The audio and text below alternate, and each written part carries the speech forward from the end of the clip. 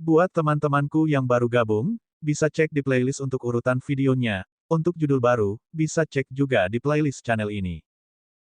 Bab 984. Mengambil langkah ke depan, Tang Wulin mulai bergerak maju. Kali ini, tombak naga emas yang dia pegang di depan tubuhnya bergetar tiba-tiba dan menciptakan lusinan tombak cahaya dalam sekejap. Tombak emas yang tak terhitung jumlahnya berkilauan di udara dan mengeluarkan serangkaian ledakan sonik yang hebat. Suara itu membuatnya terasa seperti seluruh arena mencabik-cabik dirinya sendiri. Dinginnya semakin terdispersi. Tang Wulin mengambil 9 langkah maju berturut-turut yang menyebabkan ribuan lampu meledak dari pusat arena kompetisi sekaligus.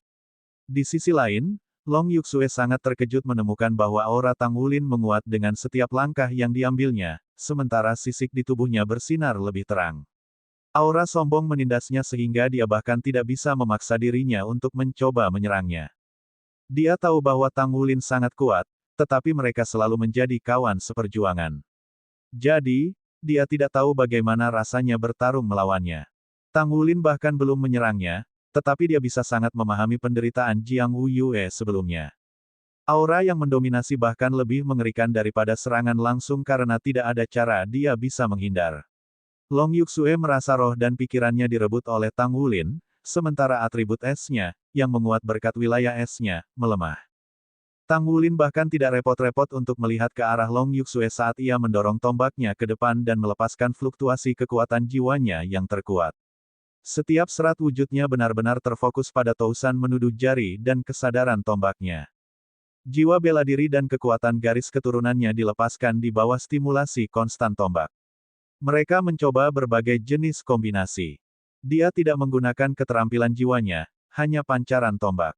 Aliran cahaya menyilaukan meledak dari tombak, menghubungkan satu sama lain dan terus memberdayakan auranya. Itu adalah perasaan terbaik yang pernah ada. Dia tidak bisa melepaskan kesadaran senjatanya dengan cara yang begitu berani di dalam pasukan, tetapi dia bisa melakukannya sekarang.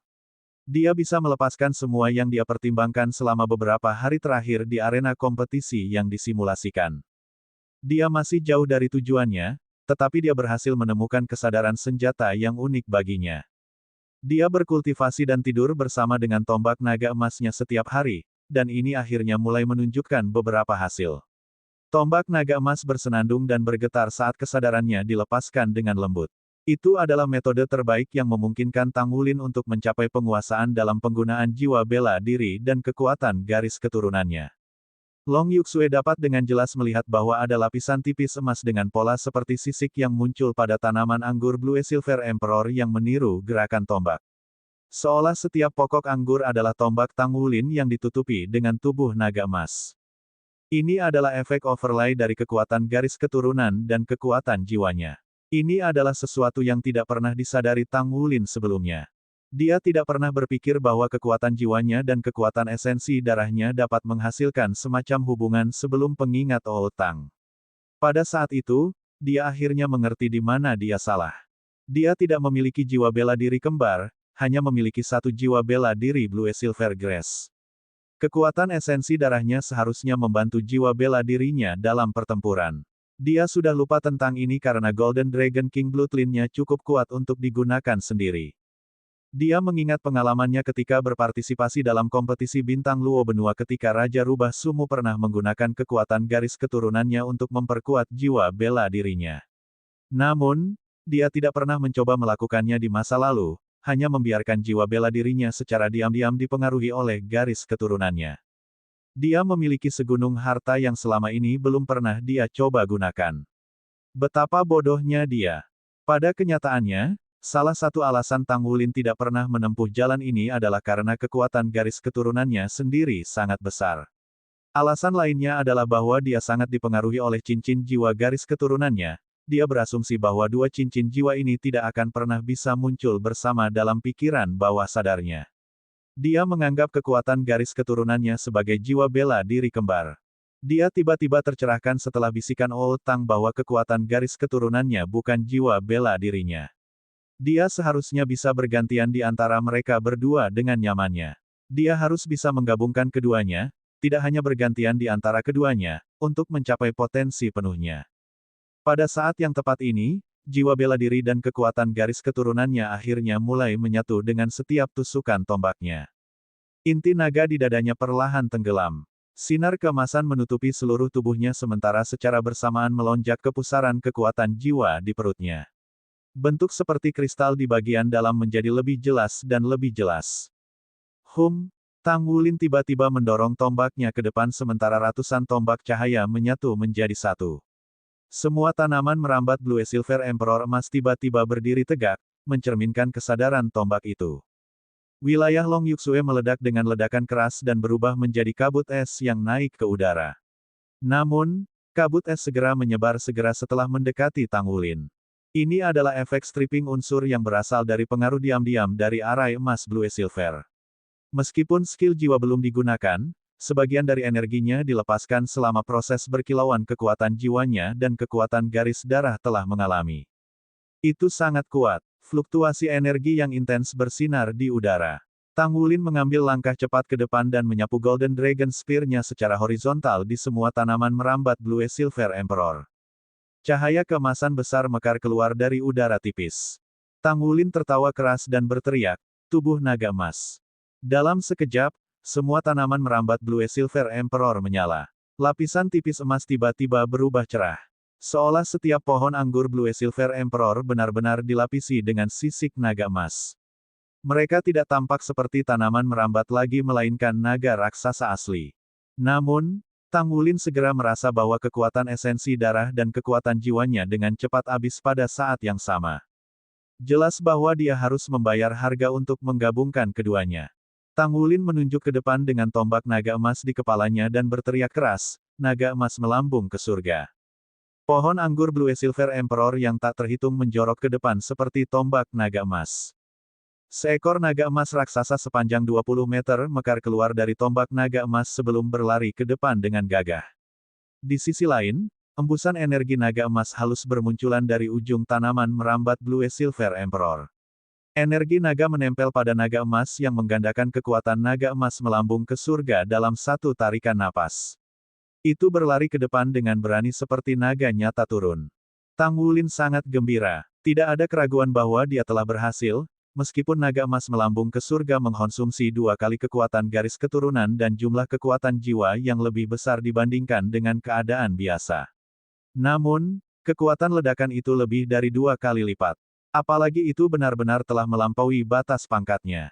Hanya keterampilan fusi jiwa bela diri yang bisa menyaingi kemampuannya ini. 2 master jiwa diminta untuk meluncurkan keterampilan fusi jiwa bela diri, dan itu menghabiskan banyak energi setelah diluncurkan, sehingga sulit untuk meluncurkan kembali dalam waktu singkat dan hanya ada satu metode tunggal. Namun, perpaduan jiwa bela diri dan garis keturunan Tang Wulin dapat diterapkan pada kemampuannya. Bagaimana ini bisa disaingi oleh keterampilan fusi jiwa bela diri yang sederhana? Long Yuksue sudah menjatuhkan tangannya. Dia melihat naga emas membentangkan sayapnya dan mengaum dengan acuh tak acuh di udara, dan dia mengerti bahwa dia bahkan tidak memiliki peluang. Dia hanya mengalami ketidakberdayaan total ketika dia berperang melawan ayahnya. Seberapa kuat dia, seberapa jauh dia akan pergi sebelum dia mencapai batasnya. Long Yuksue sangat terkejut. Dia sudah lupa bahwa dia masih dalam kompetisi dan orang yang pamer di tengah arena adalah lawannya. Tubuh Tang Wulin bergoyang setelah dia menarik kembali tombak naga emas. Dia menjejakkan kaki kanannya ke tanah dan dengan keras berteriak, naga emas mengguncang bumi. Bab 985 banding 985. Sebanyak 8 naga emas muncul saat ini. Naga emas muncul dengan tanaman merambat Blue Silver Emperor mirip dengan segudang bintang yang mengelilingi bulan. Golden Dragon Soars to the Heaven baru saja meledak dengan ledakan keras dan berubah menjadi aliran udara. Energi dahsyat yang mengejutkan arena kompetisi memicu angin kencang. 8 naga emas terbang ke segala arah. Tang Wulin tiba-tiba meraung marah untuk melepaskan Golden Dragon Roar. Kepala naga emas besar yang 3 kali lebih besar dari Golden Dragon Soars to the Heaven muncul dengan gagah berani. Kepala naga emas awalnya sekitar 2 meter tetapi tumbuh sampai 4 meter setelah infus tanaman anggur Kaisar Blue Silver yang tak terhitung jumlahnya. Soundwave yang mengerikan itu mengguncang seluruh arena kompetisi dengan keras. Tang Wulin tidak menyadari bahwa itu dia melepaskan Golden Dragon Roar ke arah Long Yuksue di kejauhan. Jarak mereka 100 meter, Tetapi Long Yuxue bisa merasakan semburan aura panas yang tak tertandingi bertiup ke wajahnya dengan geram.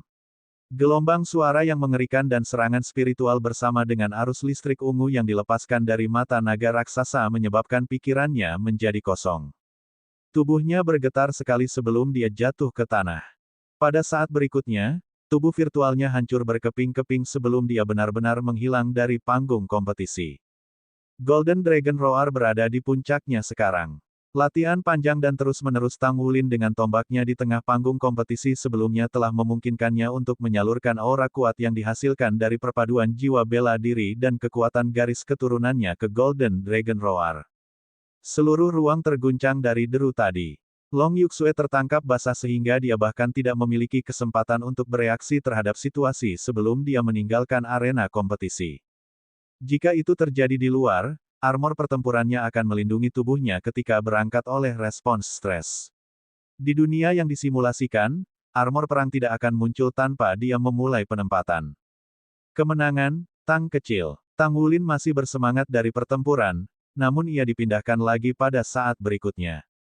Aku menang. Dia melihat tombak naga emas di tangannya saat ingatannya kembali ke pikirannya. Dia mengingat adegan di mana tubuh Long Yuxue meledak ketika dia mengarahkan Golden Dragon Roar ke kejauhan pada saat terakhir. Oh tidak, Tang Wulin keluar dari jaringan pertempuran dan keluar dari Stardow Cabin dengan cepat. Dia mengubah pakaiannya sekaligus sebelum berlari keluar. Dia belum pernah mati di jaringan pertempuran simulasi sebelumnya. Jadi, dia tidak yakin bagaimana rasanya mati di tempat ini dan apakah itu akan membawa perasaan mendalam yang mirip dengan platform kenaikan roh. Tidak ada keraguan bahwa Long Yuxue akan mengalami rasa sakit yang menyiksa ketika dia hancur berkeping-keping sebelumnya. Dia mengkhawatirkan kesehatan Long Yuxue jika serangan itu tidak dilemahkan oleh jaringan. Dengan demikian, ia meninggalkan tempat tinggal dengan tergesa-gesa dan berlari langsung ke arah tempat istirahat tentara. Salju diterbangkan ke udara dimanapun dia lewat sehingga semua orang menatapnya. Dalam beberapa menit, dia berlari ke tempat istirahat tentara tempat Stardow Cabins berada. Tempat itu sudah dikemas ke tepi jurang dengan kerumunan besar berkumpul di luar juga. Tang Wulin hendak memeras ketika dia segera berhenti. Apa yang kamu lakukan? Melewati antrian. Apakah kamu tidak memiliki etika? Seorang pria jangkung dengan tubuh besar menghalangi jalan di depan Tang Wulin. Tang Wulin sangat cemas saat ini. Dia merasa seolah-olah telah kembali ke Akademi Shrek. Tanpa sadar, dia meraih bahu orang itu dan melemparkannya. Dia setidaknya 100 kg, namun dia mirip dengan rumput di genggaman Tang Wulin. Area istirahat yang ramai beberapa waktu lalu menjadi tenang. Tidak ada yang berani menghentikan Tang Wulin masuk. Dia menerobos kerumunan, dan dalam waktu singkat dia berada di dalam. Pada pandangan pertama, dia menemukan Long Yuxue. Wajah Long Yuxue tampak pucat saat dia berjalan keluar dari dalam. Stardow Cabin dilengkapi dengan ruang ganti terpasang yang akan didesinfeksi sebelum pengguna memasukinya. Apakah kamu baik-baik saja? Tang Wulin mengambil langkah maju dan memegang bahunya dalam upaya untuk merasakan apakah fluktuasi esensi darahnya terganggu. Long Yuxue terkejut ketika Tang Wulin memegang bahunya. Dia mendongak untuk menemukan bahwa itu adalah Tang Wulin. Meskipun dia terkejut, dia merasakan kehangatan di hatinya pada saat yang sama. Kemarahan dalam hatinya hilang.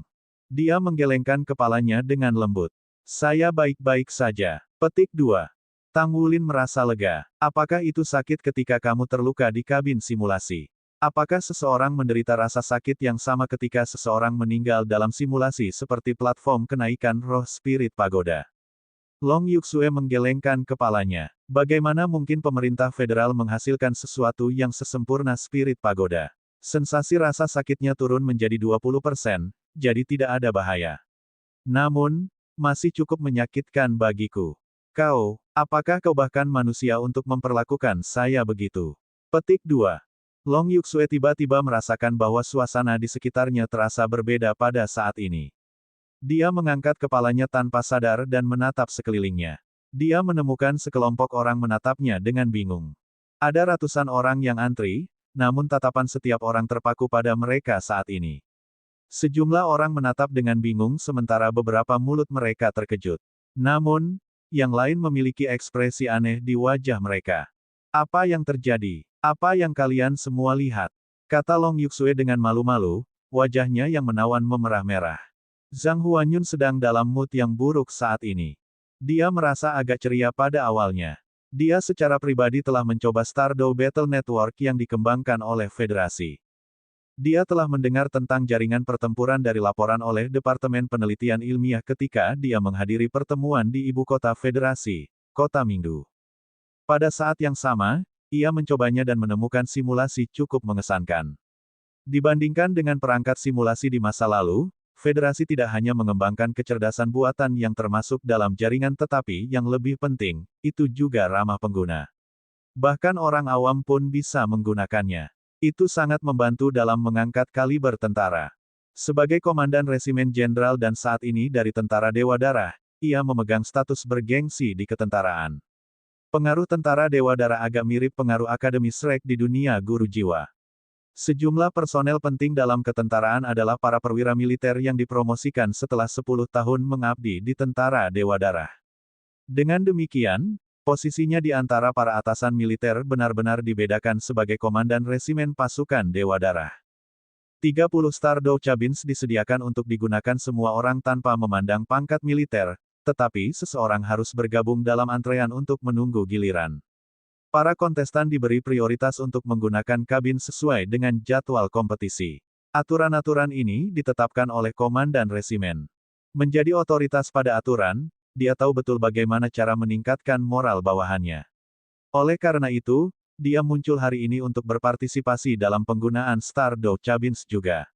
Sebenarnya, dia sudah memiliki salah satu kabin itu di kantornya. Dia mengobrol dengan para perwira dan prajurit Tentara Dewa Darah saat dia bergabung dalam antrian. Dia bertanya tentang bagaimana perasaan mereka ketika mereka terlibat dalam gelombang abisal sebelumnya. Dia bertindak ramah dengan anak buahnya dan dalam suasana hati yang periang. Tepat ketika dia merasa agak baik untuk dirinya sendiri, seorang Letnan II tiba-tiba menyerbu masuk ke tempat itu seperti banteng berkepala panas dan mulai masuk ke dalam sampai dia mencapai ujung antrian. Pemuda itu agak kuat ketika dia mendorong sejumlah orang yang tidak berhasil menghentikannya. Sebagai Komandan Resimen, dia pikir dia bisa menggunakan tubuhnya untuk memblokir jalan Letnan II dalam bercanda. Ketika dia hendak menanyakan mengapa pemuda yang terburu-buru, bahwa dia melanggar aturan, dia tidak mengharapkan muda untuk meraih bahunya dan melemparkannya ke samping tanpa mengucapkan sepatah kata pun. Menjadi gelar 98 judul Douluo dan Master Armor Pertempuran 4 kata, yang merupakan salah satu dari sedikit orang di puncak dunia, Zhang Huanyun tidak menyangka akan berakhir dalam situasi yang memalukan seperti itu. Pemuda itu bertindak terlalu gegabah. Ditambah dengan kurangnya persiapan untuk situasi ini, Zhang Huanyun tidak pernah menyangka seorang Letnan II akan menyerangnya. Dia dipukuli dan segera dilempar keluar. Namun, pemuda itu bertindak dengan rasa hormat. Dia menahan kekuatannya sehingga Zhang Huanyun tidak terluka serius meskipun jatuh di tanah. Meskipun demikian, sebagai Komandan Resimen dan Komandan tertinggi seluruh pasukan, bagaimana mungkin Zhang Huanyun dalam suasana hati yang baik ketika ia diusir oleh seorang Letnan II di bawah mata yang tajam dari kerumunan yang menonton. Pada saat ini, Jenderal dengan 3 bintang yang disematkan di pundaknya memiliki lengan akimbo ketika dia menyaksikan sepasang anak muda yang menunjukkan kepedulian satu sama lain. Tiba-tiba dia sadar bahwa dia mengenali gadis muda itu. Apakah dia bukan yang kedua dalam perintahnya, Putri Long Tianwu? Tiba-tiba, Long Yuxue juga memperhatikan kehadiran Komandan Resimen. Dia tidak bisa membantu menutupi mulutnya dengan tangannya. Zhang Huanyun tidak hadir lebih awal ketika dia datang, jadi dia tidak berharap untuk bertemu dengannya. Petugas senior. Dia berdiri dengan perhatian dan memberi hormat. Tang Wulin dikejutkan oleh tindakan tiba-tiba Long Yuxue. Dia buru-buru melonggarkan cengkeramannya di bahu Kate saat dia berbalik dan tampak terkejut. Wow, seorang jenderal bintang 3 seperti Blue Tuan. Dia punya firasat tentang identitas orang itu meskipun itu hanya tebakan liar. Dia berdiri dengan perhatian dan memberi hormat segera setelah Long Yuxue. Namun, firasat buruk muncul di hati Tang Wulin saat dia memberi hormat. Dia tiba-tiba teringat sesuatu saat ini. Selain itu, dia merasa orang ini agak akrab. Zhang Huanyun mengangkat alisnya dan, dengan perhatiannya pada Tang Wulin, berteriak, "Namamu." Bab 986. Tang Wulin berdiri dengan perhatian dengan tatapannya tertuju dan ekspresi tabah, bertindak seolah-olah dia bukan orang yang membuang Zhang Huanyun sebelumnya. Zhang Huanyun marah oleh pemuda ini. Sial, bagaimana dia bisa berpura-pura tidak ada hubungannya dengan menyingkirkan Zhang Huanyun lebih awal. Bagaimanapun, pemuda itu memiliki sikap yang menyenangkan tentangnya. Apakah kamu tidak mengetahui aturan di sini? Mengapa kamu tidak mengantri seperti orang lain? Tanya Zhang Huanyun dengan tenang. Ekspresi Tang Wulin tetap tenang seperti sebelumnya. Melaporkan seperti yang diperintahkan, Sir. Saya menghadapi perwira tinggi Long Yuxue dalam kompetisi tadi. Sesuatu terjadi selama konfrontasi dan saya khawatir dia mungkin terluka di Stardew Battle Network jadi saya datang bergegas untuk memeriksanya. Kompetisi. Kamu tidak di sini. Jadi, bagaimana kamu mengambil bagian dalam kompetisi? Kamu dari Batalion Dewa Darah. Dia hanya memperhatikan mawar merah di gelang Dewa Darah di pergelangan tangan Tang Wulin. Ya, Tuan. Saya Tang Wulin, personel supernumerari dari Batalion Dewa Darah. Zhang Huanyun berbicara, baiklah. Batalion Dewa Darah hanya menghasilkan pahlawan dan tidak pernah melanggar aturan. Anda akan dihukum seperti prajurit biasa ketika Anda melanggar aturan meskipun Anda berstatus sebagai pejuang Batalion Dewa Darah. Mengerti. Tang Wulin segera menjawab, saya menolak untuk taat. Orang-orang di sekitarnya menjadi gempar mendengar kata-katanya. Siapa Zhang Huanyun? Dia adalah komandan resimen tentara darah dewa yang baru diangkat. Dia telah menghabiskan 60 tahun di pegunungan tak berujung untuk mencapai posisinya sebagai komandan resimen dengan dipromosikan satu peringkat pada suatu waktu sejak awal sebagai seorang prajurit pribadi. Dia tak ada bandingannya dan reputasinya di seluruh tentara Dewa Darah bahkan tidak bisa disaingi oleh darah satu Douluo yang tak berperasaan, Cao Desi. Tang Wulin mungkin adalah orang pertama dalam beberapa dekade terakhir yang berani berbicara dengannya dengan cara seperti itu. Zhang Huanyun tertawa. Mengapa kamu menolak untuk mematuhi perintah? Tang Wulin mengalihkan pandangannya. Aku pikir hukumanmu mungkin tidak sesuai dengan kesalahan yang dilakukan. Zhang Huanyun tertawa terbahak-bahak. Oh, begitu, kamu pikir aku tidak memperlakukan kamu dengan adil? Ya, kata Tang Wulin. Zhang Huanyun berbicara, sebagai seorang prajurit dari Federasi dan Komandan Resimen Pasukan Darah Dewa, saya melakukan yang terbaik untuk bersikap adil kepada setiap prajurit di bawah saya. Saya tidak akan pernah membiarkan perasaan pribadi saya mempengaruhi penilaian saya. Saya telah mematuhi ini sejak hari pertama aku bergabung dengan pasukan Dewa Darah, dan sudah 60 tahun dan 163 hari sampai hari ini. Itu tidak pernah berubah. Namun, bibir Tang Wulin berkedut sekali. Dia tidak akan membuat pengecualian untukku, kan? Aku tidak akan membuat pengecualian untukmu. Lagi pula, kamu tidak berada di bawah perintahku. Hukumanmu akan lebih berat karena pelanggaranmu dalam menyerang seorang perwira senior.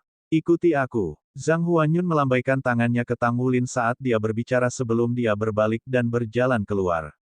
Long Yuxue hanya berhasil bertanya dengan lembut saat ini, apa yang kamu lakukan?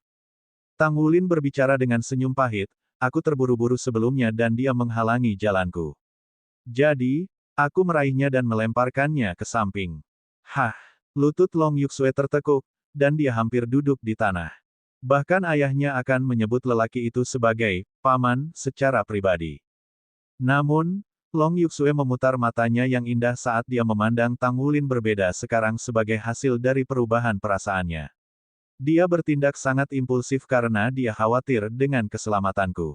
Tang Wulin dengan patuh mengikuti di belakang Zhang Huanyun saat mereka berjalan keluar dari tempat istirahat. Zhang Huanyun berjalan dengan langkah panjang dan dengan kepala terangkat tinggi. Tang Wulin tidak merasa terganggu, dia juga tidak bisa melihat perubahan emosional pada Zhang Huanyun. Jiwanya telah menjalani pelatihan di Pulau Iblis, sehingga ia dapat dengan tenang menganalisis situasi apapun yang dihadapinya alih-alih diliputi kecemasan. Apa itu tentara Dewa Darah? Itu adalah malaikat penjaga federasi. Dia telah menjadi komandan resimen Angkatan Darat selama beberapa dekade dan Jenderal Federasi adalah orang yang memiliki integritas dan ketabahan.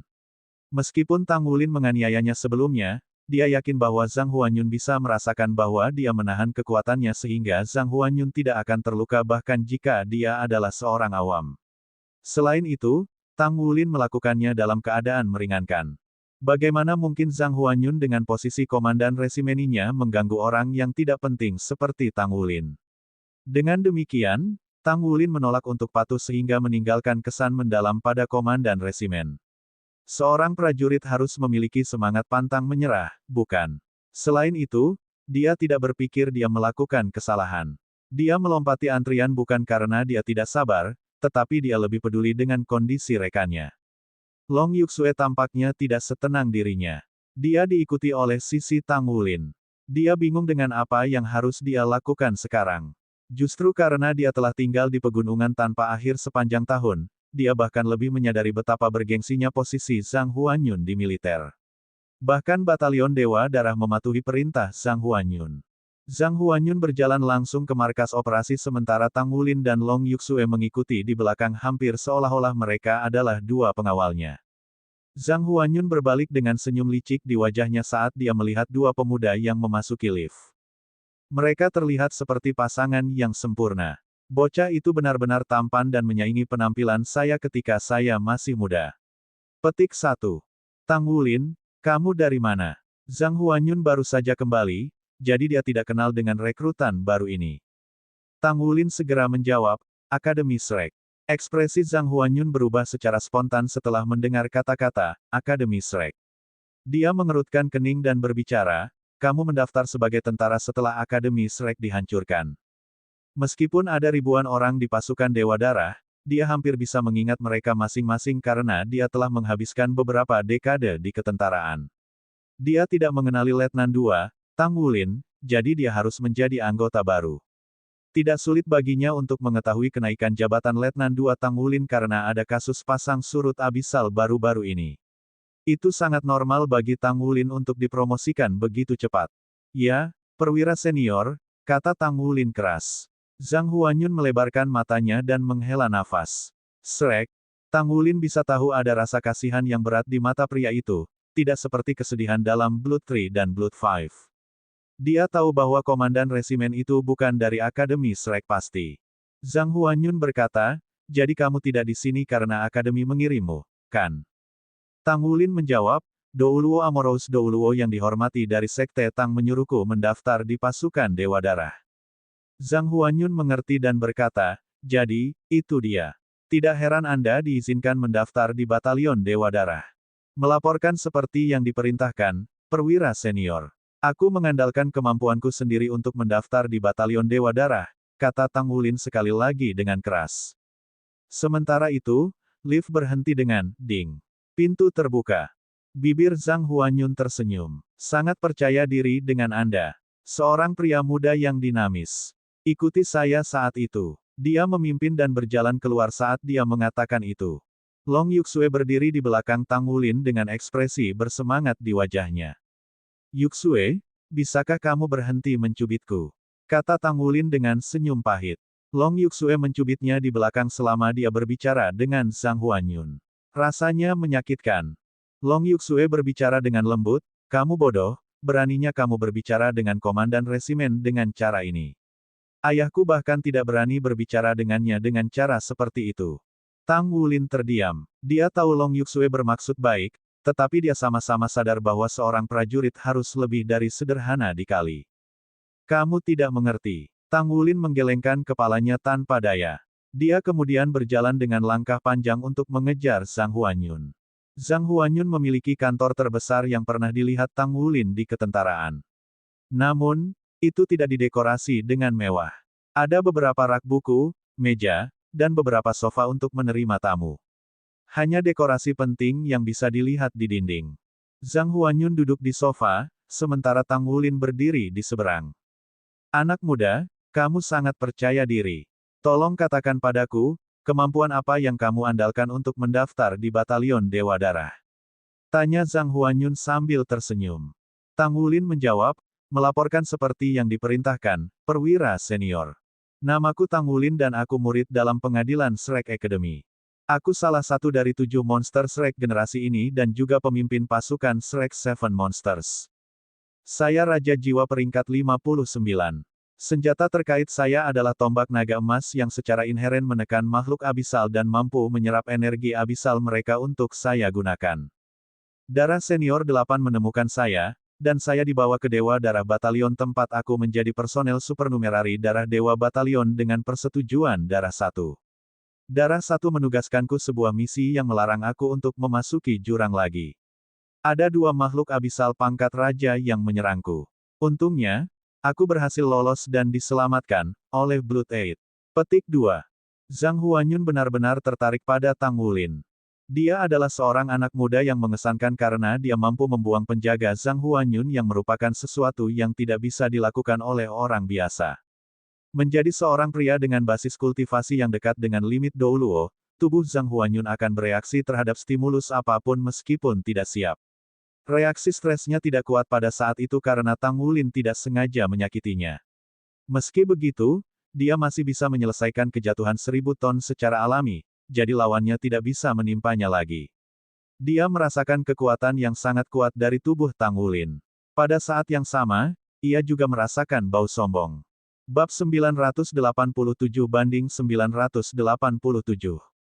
Tentu saja, dia bisa mengatakan bahwa Tang Wulin memiliki basis kultivasi Raja Roh ketika dilihat, tetapi itu membuatnya semakin heran. Jika Tang Wulin hanya Raja Roh maka bagaimana dia mendapatkan kekuatan luar biasa seperti itu? Ini benar-benar membingungkan Zhang Huanyun. Senyum di wajah Zhang Huanyun benar-benar menghilang setelah dia mendengarkan Tang Wulin memperkenalkan dirinya. Pemimpin 7 monster Shrek saat ini. Bocah lelaki itu adalah benih terpenting yang ditinggalkan oleh Akademi Shrek. Tidak heran Douluo Asmara mengirimnya ke pasukan Dewa Darahku. Petik 1. Dia bahkan lebih terkejut ketika Tang Wulin menggambarkan kemampuannya untuk menekan makhluk abisal. Dia bisa menyerap energi abisal. Blood One telah melarangnya untuk terus berpartisipasi dalam perang, jadi jelas bahwa kemampuan ini telah mencapai tingkat yang signifikan. Zhang Huanyun telah mendedikasikan seluruh hidupnya untuk tentara Dewa Darah.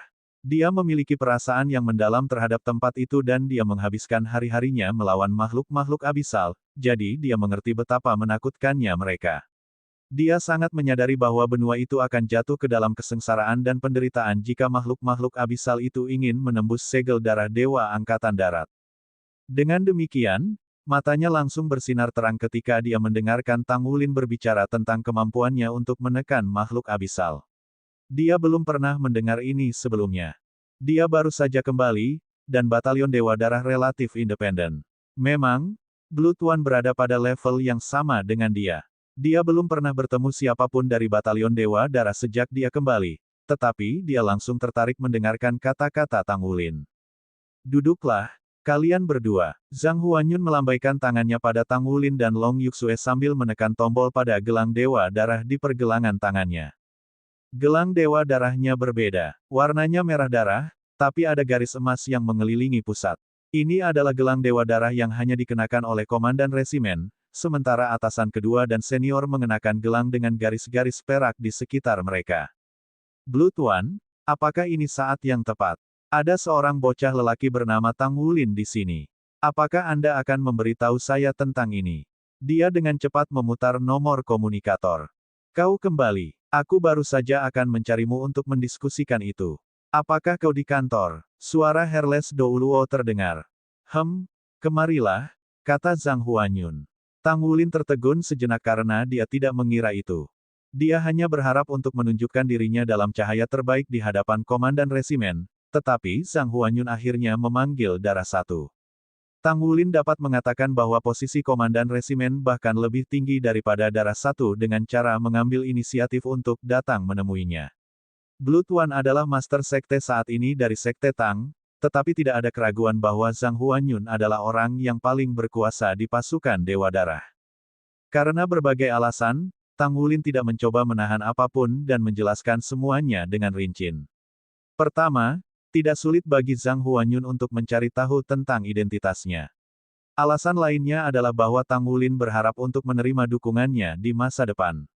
Pria ini adalah Jenderal Federasi dan Komandan Resimen Pasukan Dewa Darah, sehingga tidak diragukan lagi, akan jauh lebih mudah untuk membangun kembali Akademi Shrek di masa depan dengan dukungannya.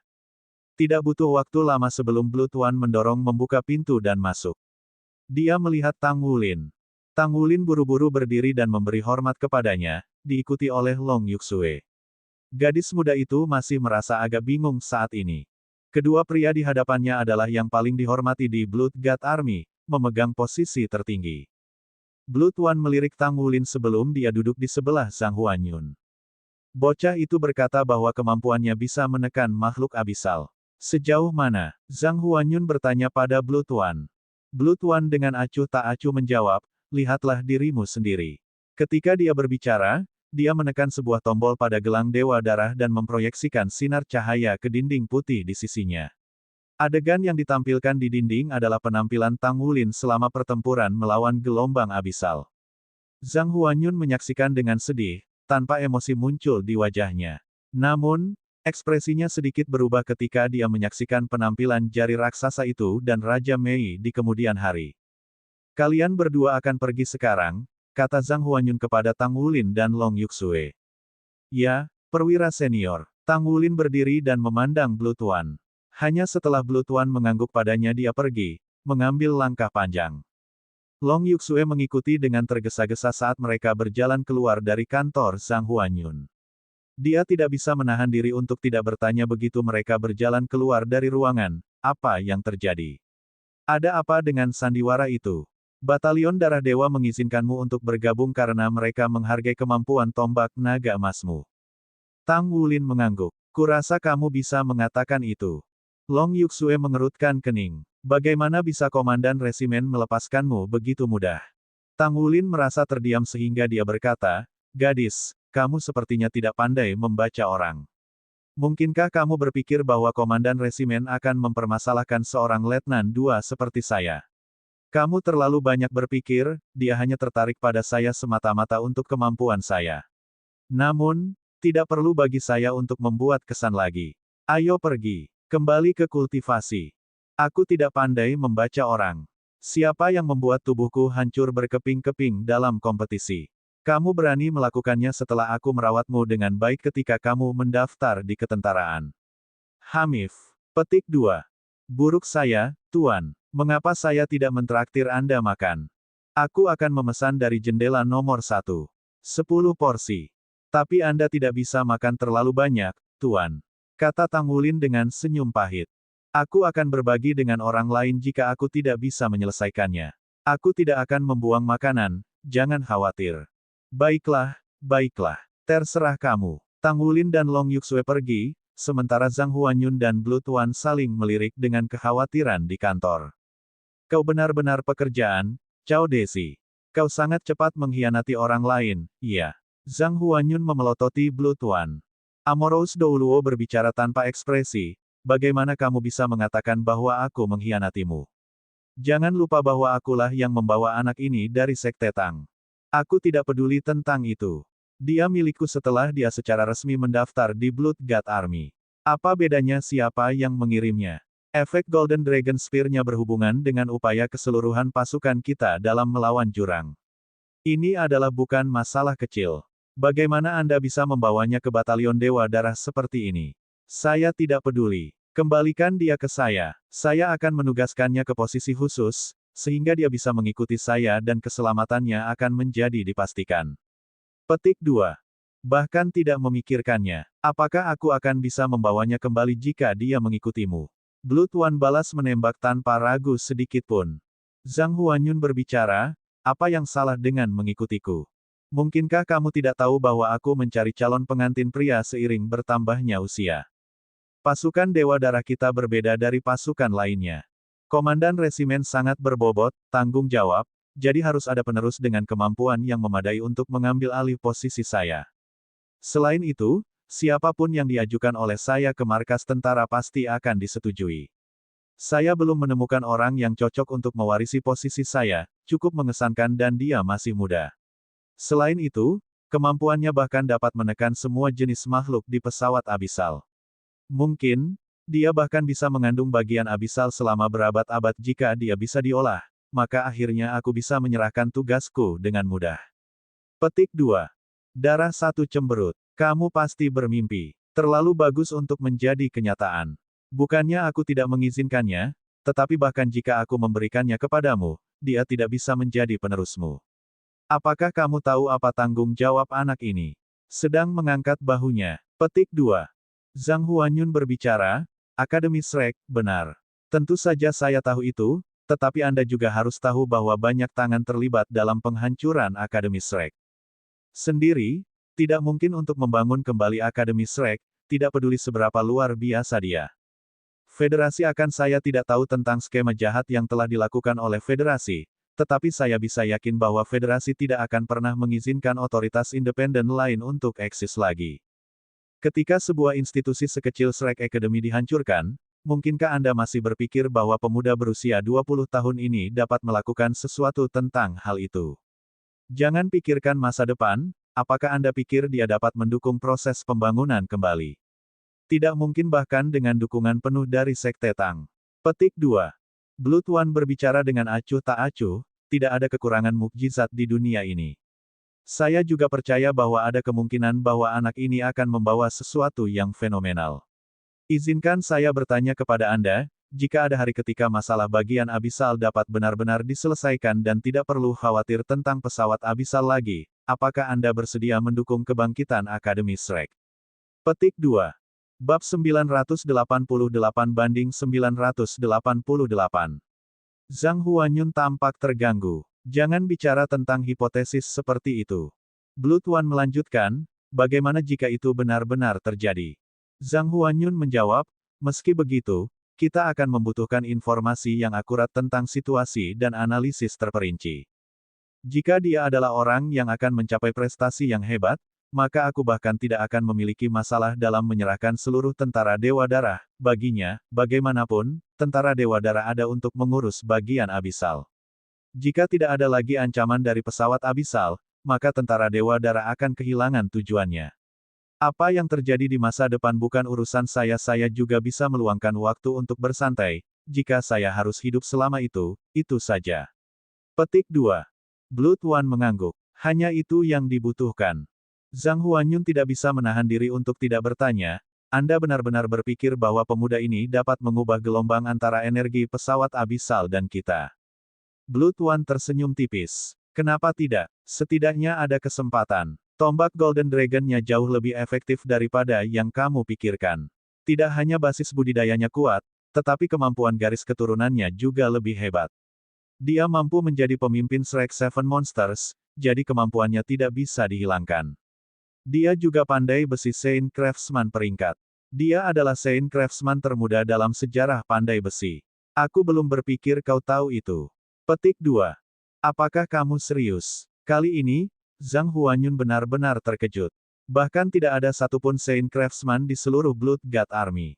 Blood One mengangkat bahu. Jika bukan karena perintah Long Tianwu yang melarang dia menggunakan jasa-jasanya yang diperoleh dari pandai besi untuk meningkatkan pangkatnya, saya pikir dia akan bisa menjadi jenderal besar dalam waktu kurang dari setahun.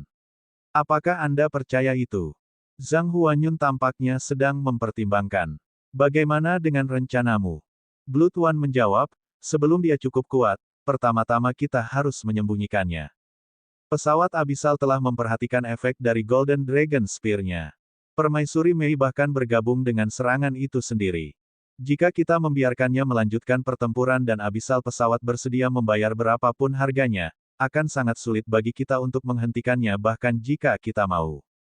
Saya telah mengirimnya untuk memasuki tantangan jaringan pertempuran Star Federal sehingga ia dapat melatihnya untuk beberapa waktu. Kekuatannya telah mencapai titik di mana dia dapat mengambil tugas solo, itu akan menjadi waktu ketika kita akan berperang habis-habisan melawan pesawat Abyssal. Saya sangat ingin melihat apa yang akan terjadi ketika dia memasukkan Golden Dragon Spear-nya ke tubuh Abyssal Monarchs 108.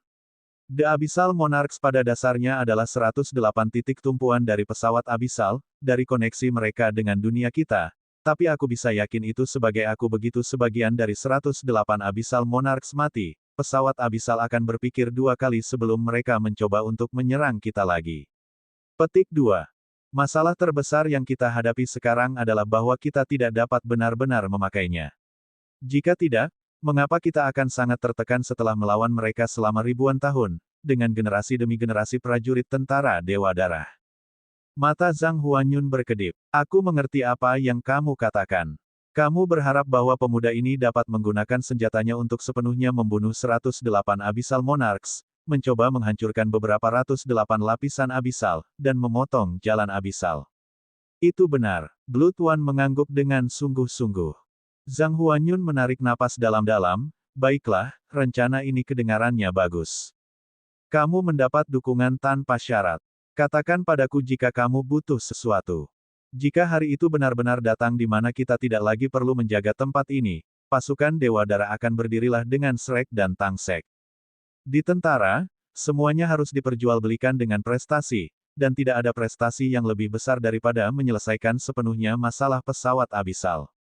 Jika saat itu tiba, bahkan jika Anda menjadikan tentara Dewa Darah sebagai pribadi Anda kekuatan tempur, saya tidak akan memiliki keraguan. Selama bertahun-tahun, bahkan setelah markas Tang Sekte dihancurkan, Anda tidak kembali. Saya akan mengingat sentimen Anda ini. Petik 2. The Hairless Douluo berkata sambil tersenyum, mari kita tidak membicarakan hal-hal ini. Tujuan kita sama. Bukankah Anda juga menghabiskan 60 tahun di sini? Kami bekerja tanpa lelah menuju satu tujuan. Setidaknya, kami telah melihat sinar harapan pertama dalam 6.000 tahun, bukan? Petik 2. Dua pemimpin sebenarnya dari Blood God Army saling memandang dan tersenyum. Kata-kata tidak perlu untuk menyampaikan apa yang mereka rasakan. Secara alami, Tang Wulin tidak tahu bahwa keduanya telah mencapai kesepakatan, juga tidak menyadari betapa pentingnya dia dalam hati mereka. Setelah dia memperlakukan Long Yuxue untuk makan, dia kembali ke asramanya dan terus berkultivasi dengan tenang. Pertarungannya dengan Long Yuxue hari itu telah membuahkan hasil besar. Dia benar-benar meningkatkan jiwa bela diri dengan kekuatan garis keturunannya untuk pertama kalinya. Baginya, ini memiliki implikasi yang sangat besar. Itu membuat kekuatannya secara keseluruhan meningkat dengan lompatan besar. Dia meraih tombak naga emasnya dan bermeditasi saat dia duduk bersila. Dia diam-diam merasakan dukungan Dragon Core-nya dalam kekuatan jiwanya. Pusaran kekuatan jiwanya sekarang memiliki semburat emas, menunjukkan hubungan yang dekat dengan Dragon Core-nya. Tang Wulin bahkan bisa samar-samar merasakan bahwa beberapa aura Dragon Core-nya telah menetap dalam pusaran kekuatan jiwanya. Dengan kombinasi ini, akan lebih mudah baginya untuk meningkatkan jiwa bela dirinya dengan kekuatan garis keturunannya di waktu berikutnya. Sesi meditasi ini telah membuatnya lebih lama dari biasanya. Tang Wulin menghubungkan beberapa pemikiran dalam benaknya. Pada saat yang sama, ia menganggap keahliannya, Thousand Accusing Fingers. Seperti yang diharapkan, pertarungan sebenarnya adalah cara terbaik untuk memperbaiki diri.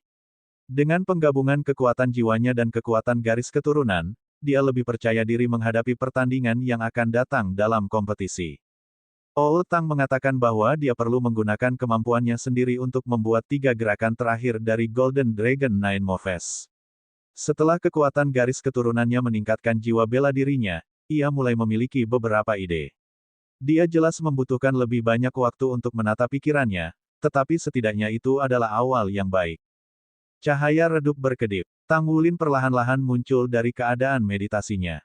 Dia dengan hati-hati membuka matanya dan segala sesuatu di sekitarnya tampak lebih jelas. Meskipun tidak ada peningkatan nyata pada basis kultivasinya, ia merasa seolah-olah dilahirkan kembali. Dia mengerahkan kekuatan secara tidak sadar, dan setiap ototnya menegang seketika. Inti naganya berada di tengah-tengah tubuhnya, dan bersinar dengan cahaya keemasan yang menyilaukan. Pusaran jiwanya dengan cepat diwarnai oleh lapisan emas yang samar. Keduanya selalu dalam kondisi di mana mereka bisa bergabung.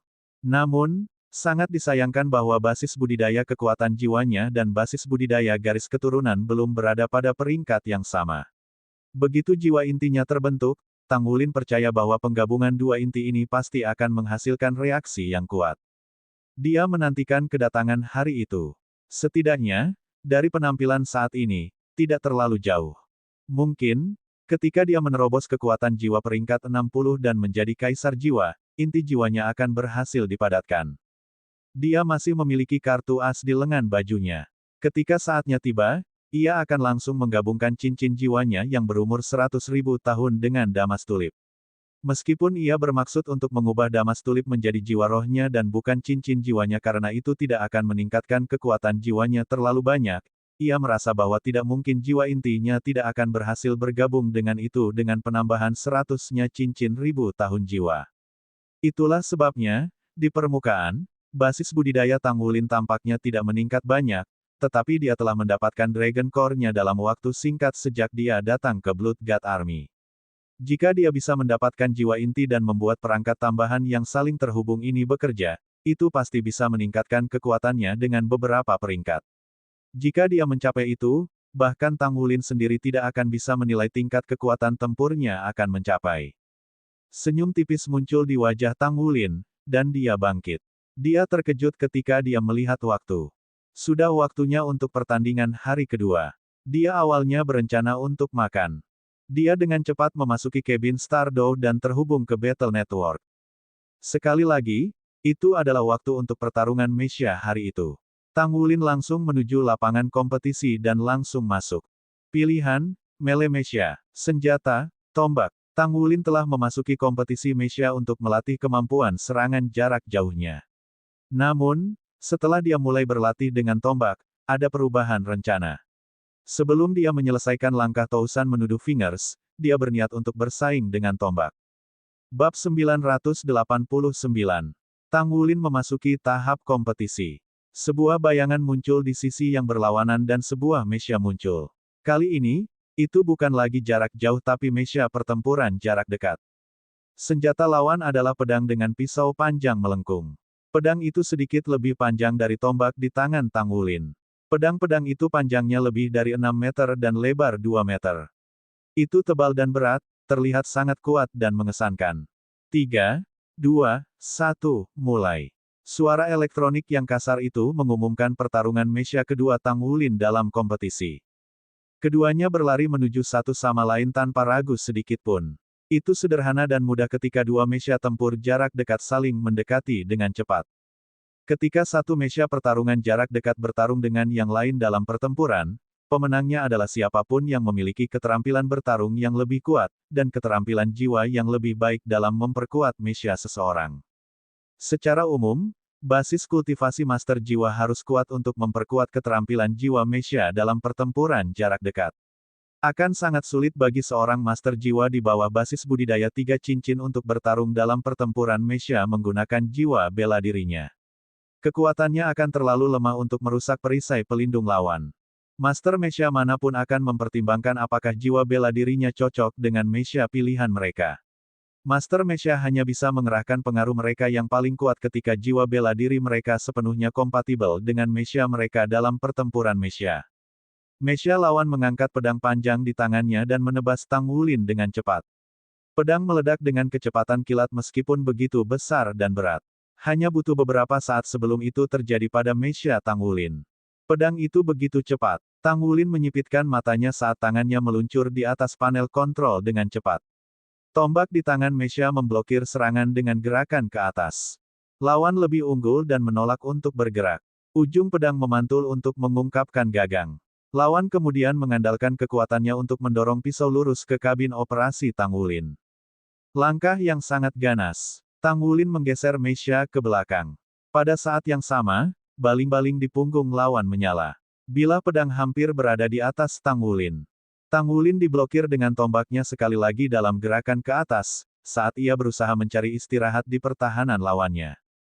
Petarung lawan telah melepaskan baling-balingnya hanya sesaat, mematikannya sebelum menerjang maju. Upaya Tangwulin untuk memblokir gagal sementara lawannya memanfaatkan kesempatan untuk menyapu pedang panjang secara horizontal di pinggang Mesha tempur dekat Tangwulin. Tangwulin bisa mengatakan bahwa Master Mesha berpengalaman dalam mengoperasikan Mesha pertempuran jarak dekat dalam pertempuran yang sebenarnya. Di sisi lain, dia tidak begitu mahir dalam mengoperasikan Mesha dan sedikit dirugikan. Namun, dia tetap tenang. Dia tidak panik bahkan ketika dihadapkan dengan bahaya.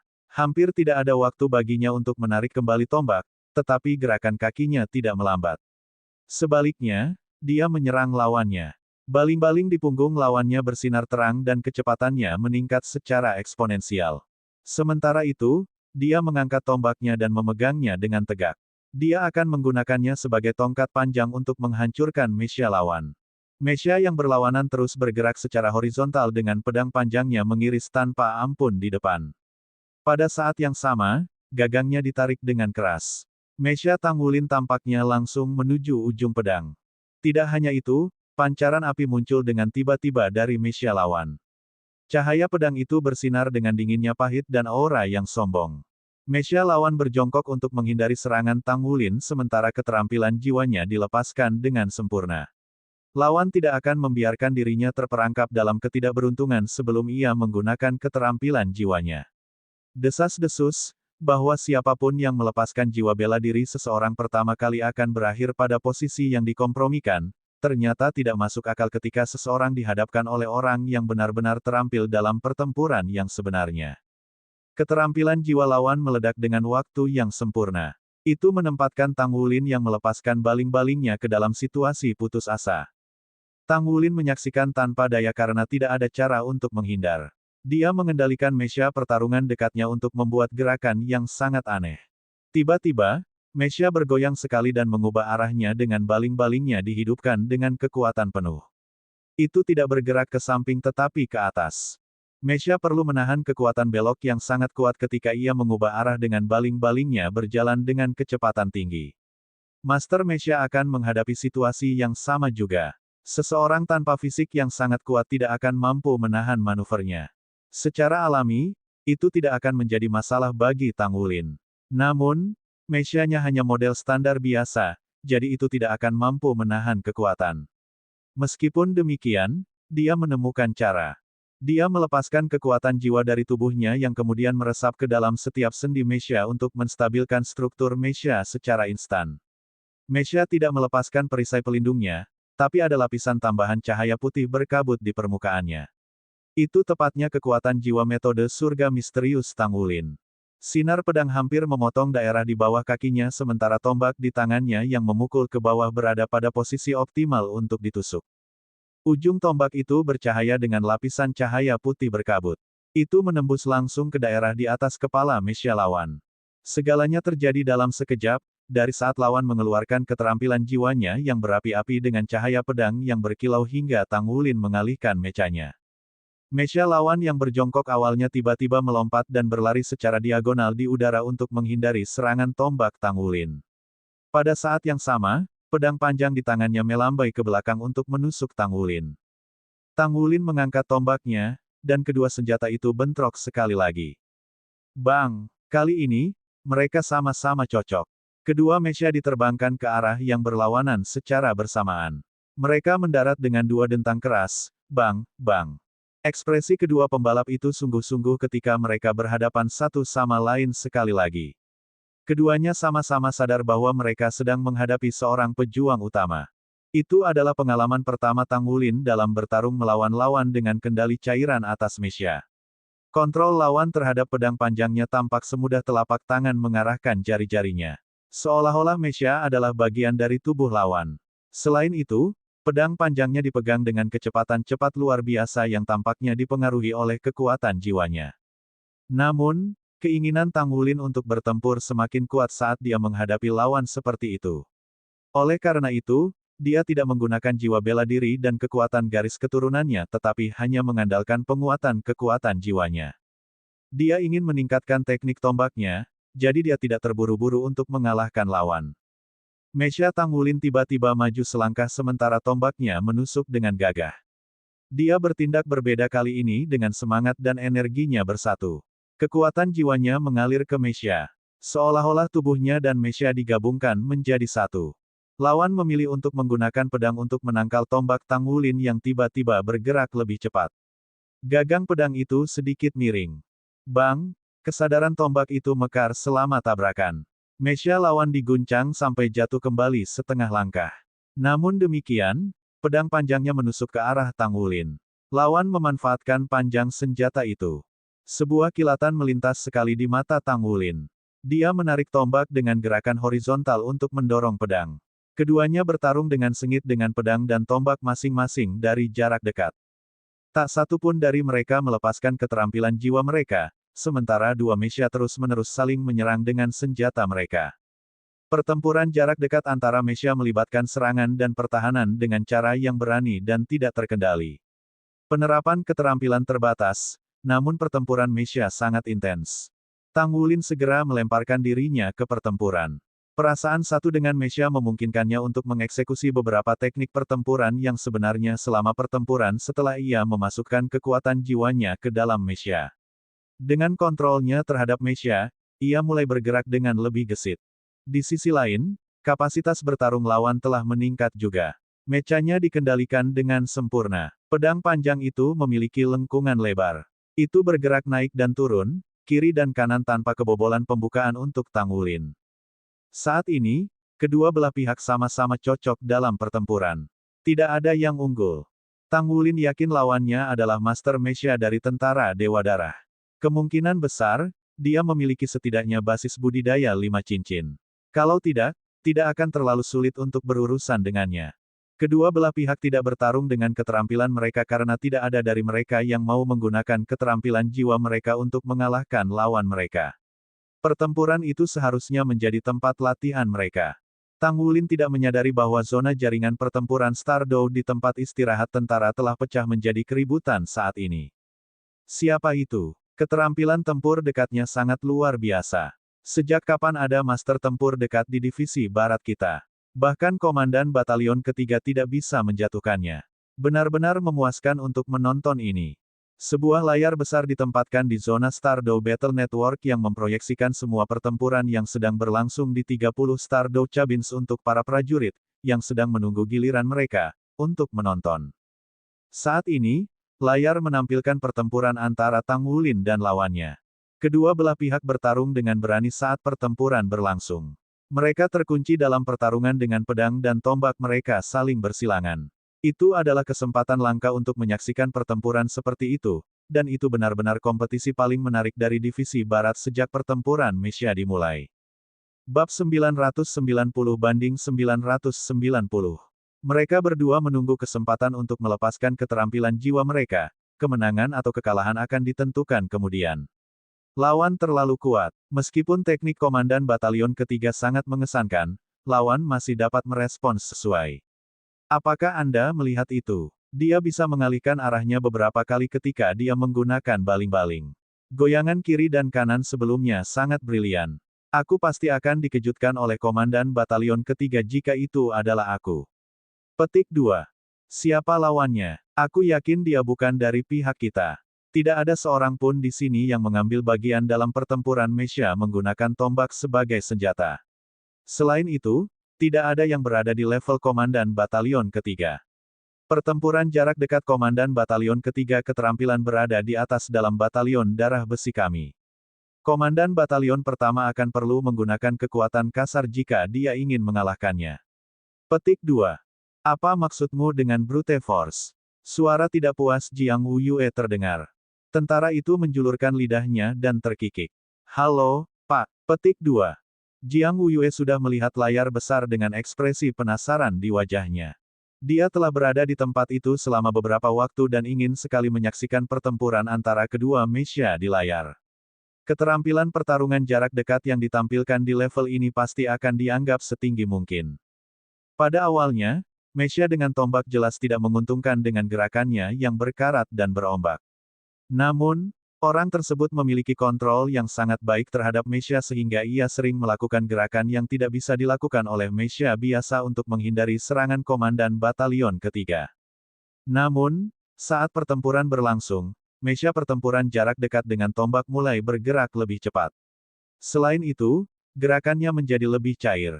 Kedua belah pihak secara merata cocok setelah tombak bergerak dengan kecepatan cepat dengan roh yang gigih. Ada beberapa kesempatan di mana dia menyerang titik vital lawan untuk menangkal serangan yang dia hadapi. Peningkatannya drastis, bukan? Awalnya, dia menggunakan tombaknya untuk menipu lawannya, sehingga dia bisa menangkapnya lengah. Prajurit itu tepat sebelumnya. Jiang Wuyue takut dia akan perlu menggunakan kekuatan kasar jika dia ingin mengalahkan kedua petarung ini jika dia berada di dalam. Jiang Wuyue tidak terlalu menonjol dalam hal keterampilan tempurnya karena ia lebih kuat dengan jiwa bela dirinya. Boom, boom, boom. Pedang dan tombak saling bertabrakan 3 kali berturut-turut. Komandan batalion ketiga jatuh kembali dengan tiba-tiba menderita kekalahan dalam pertarungan brutal ini yang mengejutkan banyak orang. Cahaya api muncul dari Mesya segera setelah itu sehingga komandan batalion ketiga tampak memerah tiba-tiba. Pedang panjangnya terayun keluar, dan kali ini aliran cahaya pedang mirip dengan air yang mengalir keluar dan menghantam langsung ke arah lawan. Sepertinya komandan batalion ketiga berada pada posisi yang kurang menguntungkan sekarang. Kalau tidak, dia tidak akan mengambil inisiatif untuk menyerang, seseorang memanggil segera. Mesya Tang Wulin tidak bertarung dengan gegabah. Bahkan, ia mengayunkan tubuhnya dan melakukan serangkaian gerakan cerdik untuk menghindari serangan komandan batalion ketiga. Apa? Mengapa itu terlihat seperti trik membingungkan Ghost Sekte Tang? Teknik The Tang Sekte, Ghost Perplexing Track dipelajari oleh setiap murid Tang Sekte sebagai keterampilan dasar. Teknik ini bisa digunakan dengan segudang adaptasi dalam pertarungan sebenarnya. Setiap orang memiliki variasi gaya yang unik, tetapi itu benar-benar kuat dan efektif dalam pertempuran yang sebenarnya. Namun, teknik itu hanya diterapkan pada tubuh manusia. The Ghost Perplexing Track terkenal di seluruh dunia karena sangat rumit dan sulit dikuasai. Hanya Master Mesya kelas atas yang dapat menyelesaikan beberapa gerakan sederhana dengan Mesya, karena ada banyak gerakan yang Mesya anggap restriktif, seperti memutar tubuh. Namun, Mesya yang dioperasikan oleh Tang Wulin saat ini memamerkan gerakan seperti itu. Pada saat yang sama, baling-baling di belakang punggungnya dihidupkan. Sungguh tidak dapat dipercaya bahwa dia menggunakan Ghost Perplexing Track sambil mengisi daya dengan kecepatan penuh. Komandan batalion ketiga merasakan pandangannya kabur ketika lawan berdiri di depannya. Tombak menusuk langsung ke gubuknya, tetapi dia belum menarik pedangnya yang panjang. Komandan batalion ketiga menyalakan keterampilan jiwanya tanpa ragu sedikit pun. Api merah emas meledak dari tubuhnya dan menyatu bersama dengan perisai pelindung Mesya. Pada saat yang sama, pedang panjang di tangannya menyapu. Sama sekali tidak perlu baginya untuk menghindar lagi. Tujuannya sederhana, yaitu menggunakan keterampilan jiwanya untuk memblokir serangan Tang Wulin. Untuk mengalahkan Tang Wulin, dia harus menyerangnya secara langsung dengan risiko melukai dirinya sendiri. Ding! Tombak itu menyentuh perisai pelindung. Komandan batalion ketiga tiba-tiba merasa pusing ketika semburan kuat sombong memancar ke seluruh tubuhnya. Kekuatan jiwa yang disalurkannya berhenti sejenak. Perisai pelindungnya berhasil memblokir serangan dari Mesya Tang Wulin, tetapi kesadaran tombak yang tumbuh dari tombak Tang Wulin menyebar ke kabin. Itu menyebabkan pedang panjang yang dikendalikan oleh lawan untuk berhenti sejenak, sementara nyala apinya melemah. Perisai pelindung pada mekanisme Tang Wulin diluncurkan sepenuhnya. Pada saat yang sama ia memblokir serangan pedang dengan kekuatan, ia berhasil menusuk ke depan dengan tombaknya. Kesadaran tombak meledak ketika tombak itu dinodai emas oleh kekuatan garis keturunannya yang kuat. Dia telah menjadi satu dengan mechanya selama transfer kekuatan garis keturunannya. Boom! Komandan batalion ketiga dihancurkan oleh kesadaran tombak yang datang meledakkan padanya. Visinya menjadi gelap ketika dia ditarik dari kompetisi. Di layar raksasa, tentara pasukan Dewa Darah sedang menonton adegan yang ditampilkan. Di mata mereka, pertempuran dari dua Tuan Mesya sedang berlangsung dengan lancar ketika, tiba-tiba, lawan yang menggunakan jalur bingung Ghost Tang Sek menghindari serangan komandan batalion ketiga dan berhasil melakukan serangan balik secara efektif. Namun, komandan batalion ketiga merespons dengan baik. Kombinasi keterampilan jiwanya dan perisai pelindung terbukti menjadi pertahanan sempurna melawan serangan balik. Namun, mereka tidak tahu mengapa pertahanan komandan batalion ketiga runtuh pada saat terakhir. Lawan, di sisi lain, telah menembus langsung ke kabin komandan batalion ketiga dengan tombaknya. Apa? Dia tidak mungkin kehilangan dengan sengaja, kan? Seorang mayor tidak bisa menahan diri untuk tidak berteriak. Selain kehilangan dengan sengaja, mereka benar-benar tidak bisa memikirkan kemungkinan lain. Secara alami, komandan batalion ketiga tidak dengan sengaja kalah. Sebagai komandan batalion pertama, Jiang Wuyue memahami situasinya. Pada saat itu, tiba-tiba dia tersadar bahwa lawan komandan batalion ketiga tampak agak akrab. Kabin Stardow terbuka, dan komandan batalion ketiga merangkak keluar dengan ekspresi tidak menyenangkan. Kerumunan besar mengelilinginya saat dia keluar dari kabin. Komandan batalion, apa yang terjadi di sana? Bagaimana kamu tiba-tiba kehilangan pada saat terakhir? Tanya seorang prajurit. Komandan batalion ketiga berbicara dengan nada yang tidak menyenangkan, ketinggalan. Aku tidak ketinggalan sama sekali, walaupun orang itu aneh. Aku berhasil memblokir tombaknya sebelumnya, tetapi ada kekuatan mengejutkan yang terpancar ke kabin kontrol. Itu membuat saya tenggelam dalam penghentian sementara sehingga saya tidak bisa terus menyalurkan keterampilan jiwa saya. Itu adalah kemalangan. Saya benar-benar tidak dapat memahami apa itu. Itu seperti bentuk kejutan spiritual yang tidak ada hubungannya dengan apapun, keterampilan jiwa. Petik 2. Kesadaran tombak. Jiang Wuyue berjalan mendekat dan berdiri di depan Komandan Batalion Ketiga. Ekspresi Komandan Batalion Ketiga sedikit berubah. Rasanya seperti itu. Kenapa? Jiang tua, pernahkah kamu merasakannya sebelumnya? Jiang Wuyue menyipit. Aku merasakannya sebelumnya, tapi itu tidak mungkin masa muda itu. Kesadaran tombaknya tidak bisa sekuat itu, dan dia seharusnya tidak bisa menggunakannya pada Mesya. Kamu benar-benar sial. Tang Wulin mengakhiri kompetisi sepenuhnya, karena ia baru saja memenangkan pertempuran lain.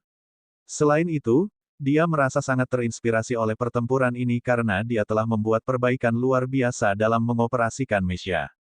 Paling tidak, dia telah belajar dari lawan bagaimana menggabungkan dirinya dengan Mesya. Dia percaya bahwa dia dapat mencapai peningkatan besar dalam mengoperasikan Mesya pada akhir kompetisi. Namun, lawan juga akan semakin kuat semakin ia maju dalam kompetisi. Cara baginya untuk maju adalah untuk menunjukkan lebih banyak kemampuannya nanti. Meskipun lawan sebelumnya memiliki teknik pertarungan jarak dekat yang mengesankan, dia tidak berpikir bahwa dia akan kalah. Alasannya sederhana, dia masih memiliki banyak kemampuan lain selain mengoperasikan Mesya. Sebagai contoh, Gold Song dan Overlord Dragon miliknya juga bisa terlibat dalam pertempuran secara langsung.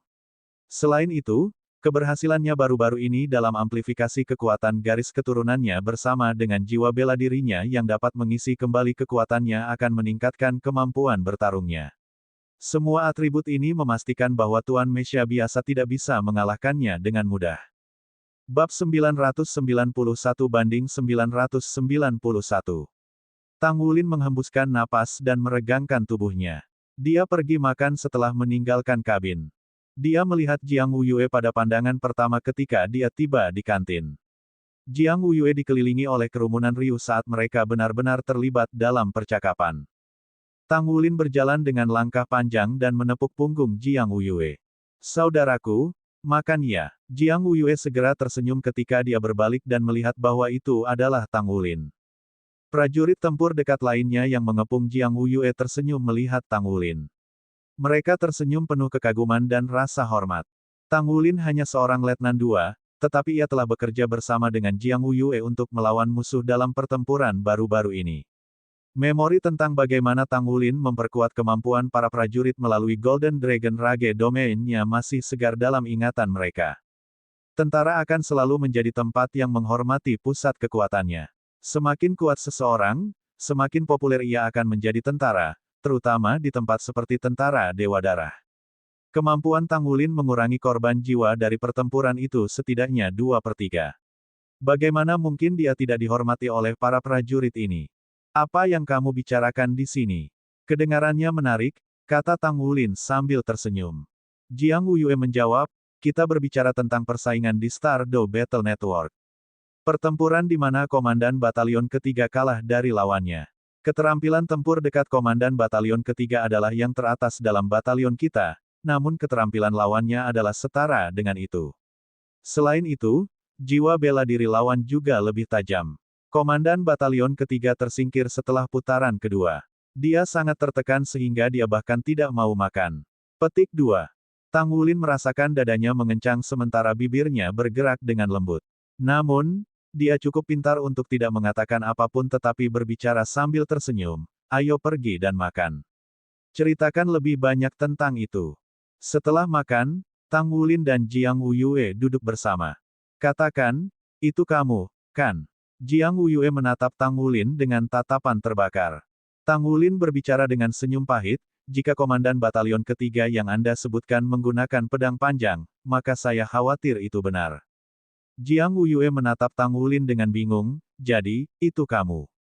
Itu benar-benar kamu. Bagaimana mungkin? Kamu terampil dalam kontrol Mesya juga. Apakah kamu bahkan manusia? Tang Wulin batuk. Aku sudah dilatih sebelumnya. Tolong rahasiakan ini di antara kita. Jiang Wuyue batuk. Sudah lama sejak aku makan dari jendela nomor 1. Ekspresi Tang Wulin menegang. Laki-laki apa? Jiang Wuyue terkikik. Ingat kamu dulu mengerjai aku pada awalnya. Aku hanya akan memiliki satu porsi dan tidak lebih. Sudah waktunya bagiku untuk mengembangkan tubuhku. Kamu berumur 30 tahun, mengapa kamu ingin mengembangkan tubuhmu lagi? Tang Wulin menggoda tetapi dia masih membeli sebagian untuk Jiang Wuyue. Pada saat yang sama, dia bersumpah bahwa dia tidak akan mengatakan yang sebenarnya di masa depan. Apa yang kamu lakukan? Jiang Wuyue bertanya pada Tang Wulin saat mereka makan. Tang Wulin menjawab, kesadaran tombak. Saya menyalurkan kesadaran tombak saya ke dalam Mesya. Meskipun dia bisa menghentikan serangan saya, dia masih terpengaruh selama kemauan dan kekuatan spiritualnya tidak cukup kuat. Selain itu, saya masih punya trik lain di atas saya lengan. Jika Anda berada di tempatnya pada saat itu, akan sangat sulit bagi saya untuk mempengaruhi Anda dengan kesadaran tombak saya. Petik 2. Jiang Wuyue mengangguk dengan lembut tetapi bibirnya tersenyum pahit. Aku tidak begitu mahir mengoperasikan Mesya. Kamu tahu ukuranku hampir seperti Mesya ketika aku melepaskan jiwa bela diri dengan kekuatan penuh. Karenanya, tidak ada Mesya yang cocok untukku. Aku tidak punya pilihan selain untuk tetap seperti sekarang. Petik 2. Tang Wulin tidak bisa menahan senyum. Itu adalah masalah yang harus dia hadapi juga karena jiwa bela diri Tuan Naganya.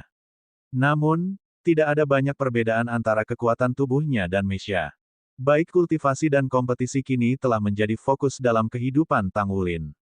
Dia akan menghabiskan 2 minggu ke depan dalam kultivasi dan kompetisi setiap hari.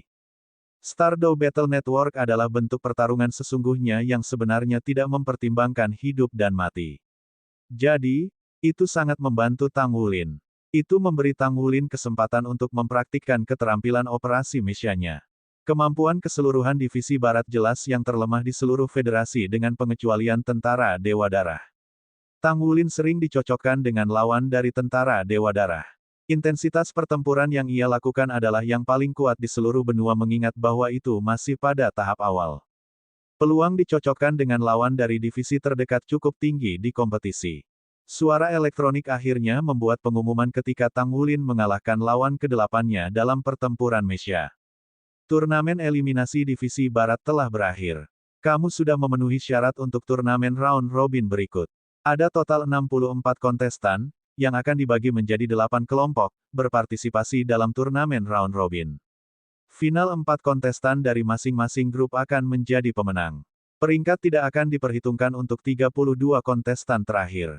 Para kontestan akan langsung memasuki final federasi. Petik 2. Itu dimaksudkan untuk menghemat waktu dan tenaga. Tang Wulin akan ambil bagian dalam 7 turnamen round robin di mana ia mungkin akan menjadi salah satu dari 32 finalis yang akan lolos ke final. Tang Wulin memenangkan 8 kompetisi secara berurutan, baik dalam pertarungan Master Jiwa dan pertempuran Mesya.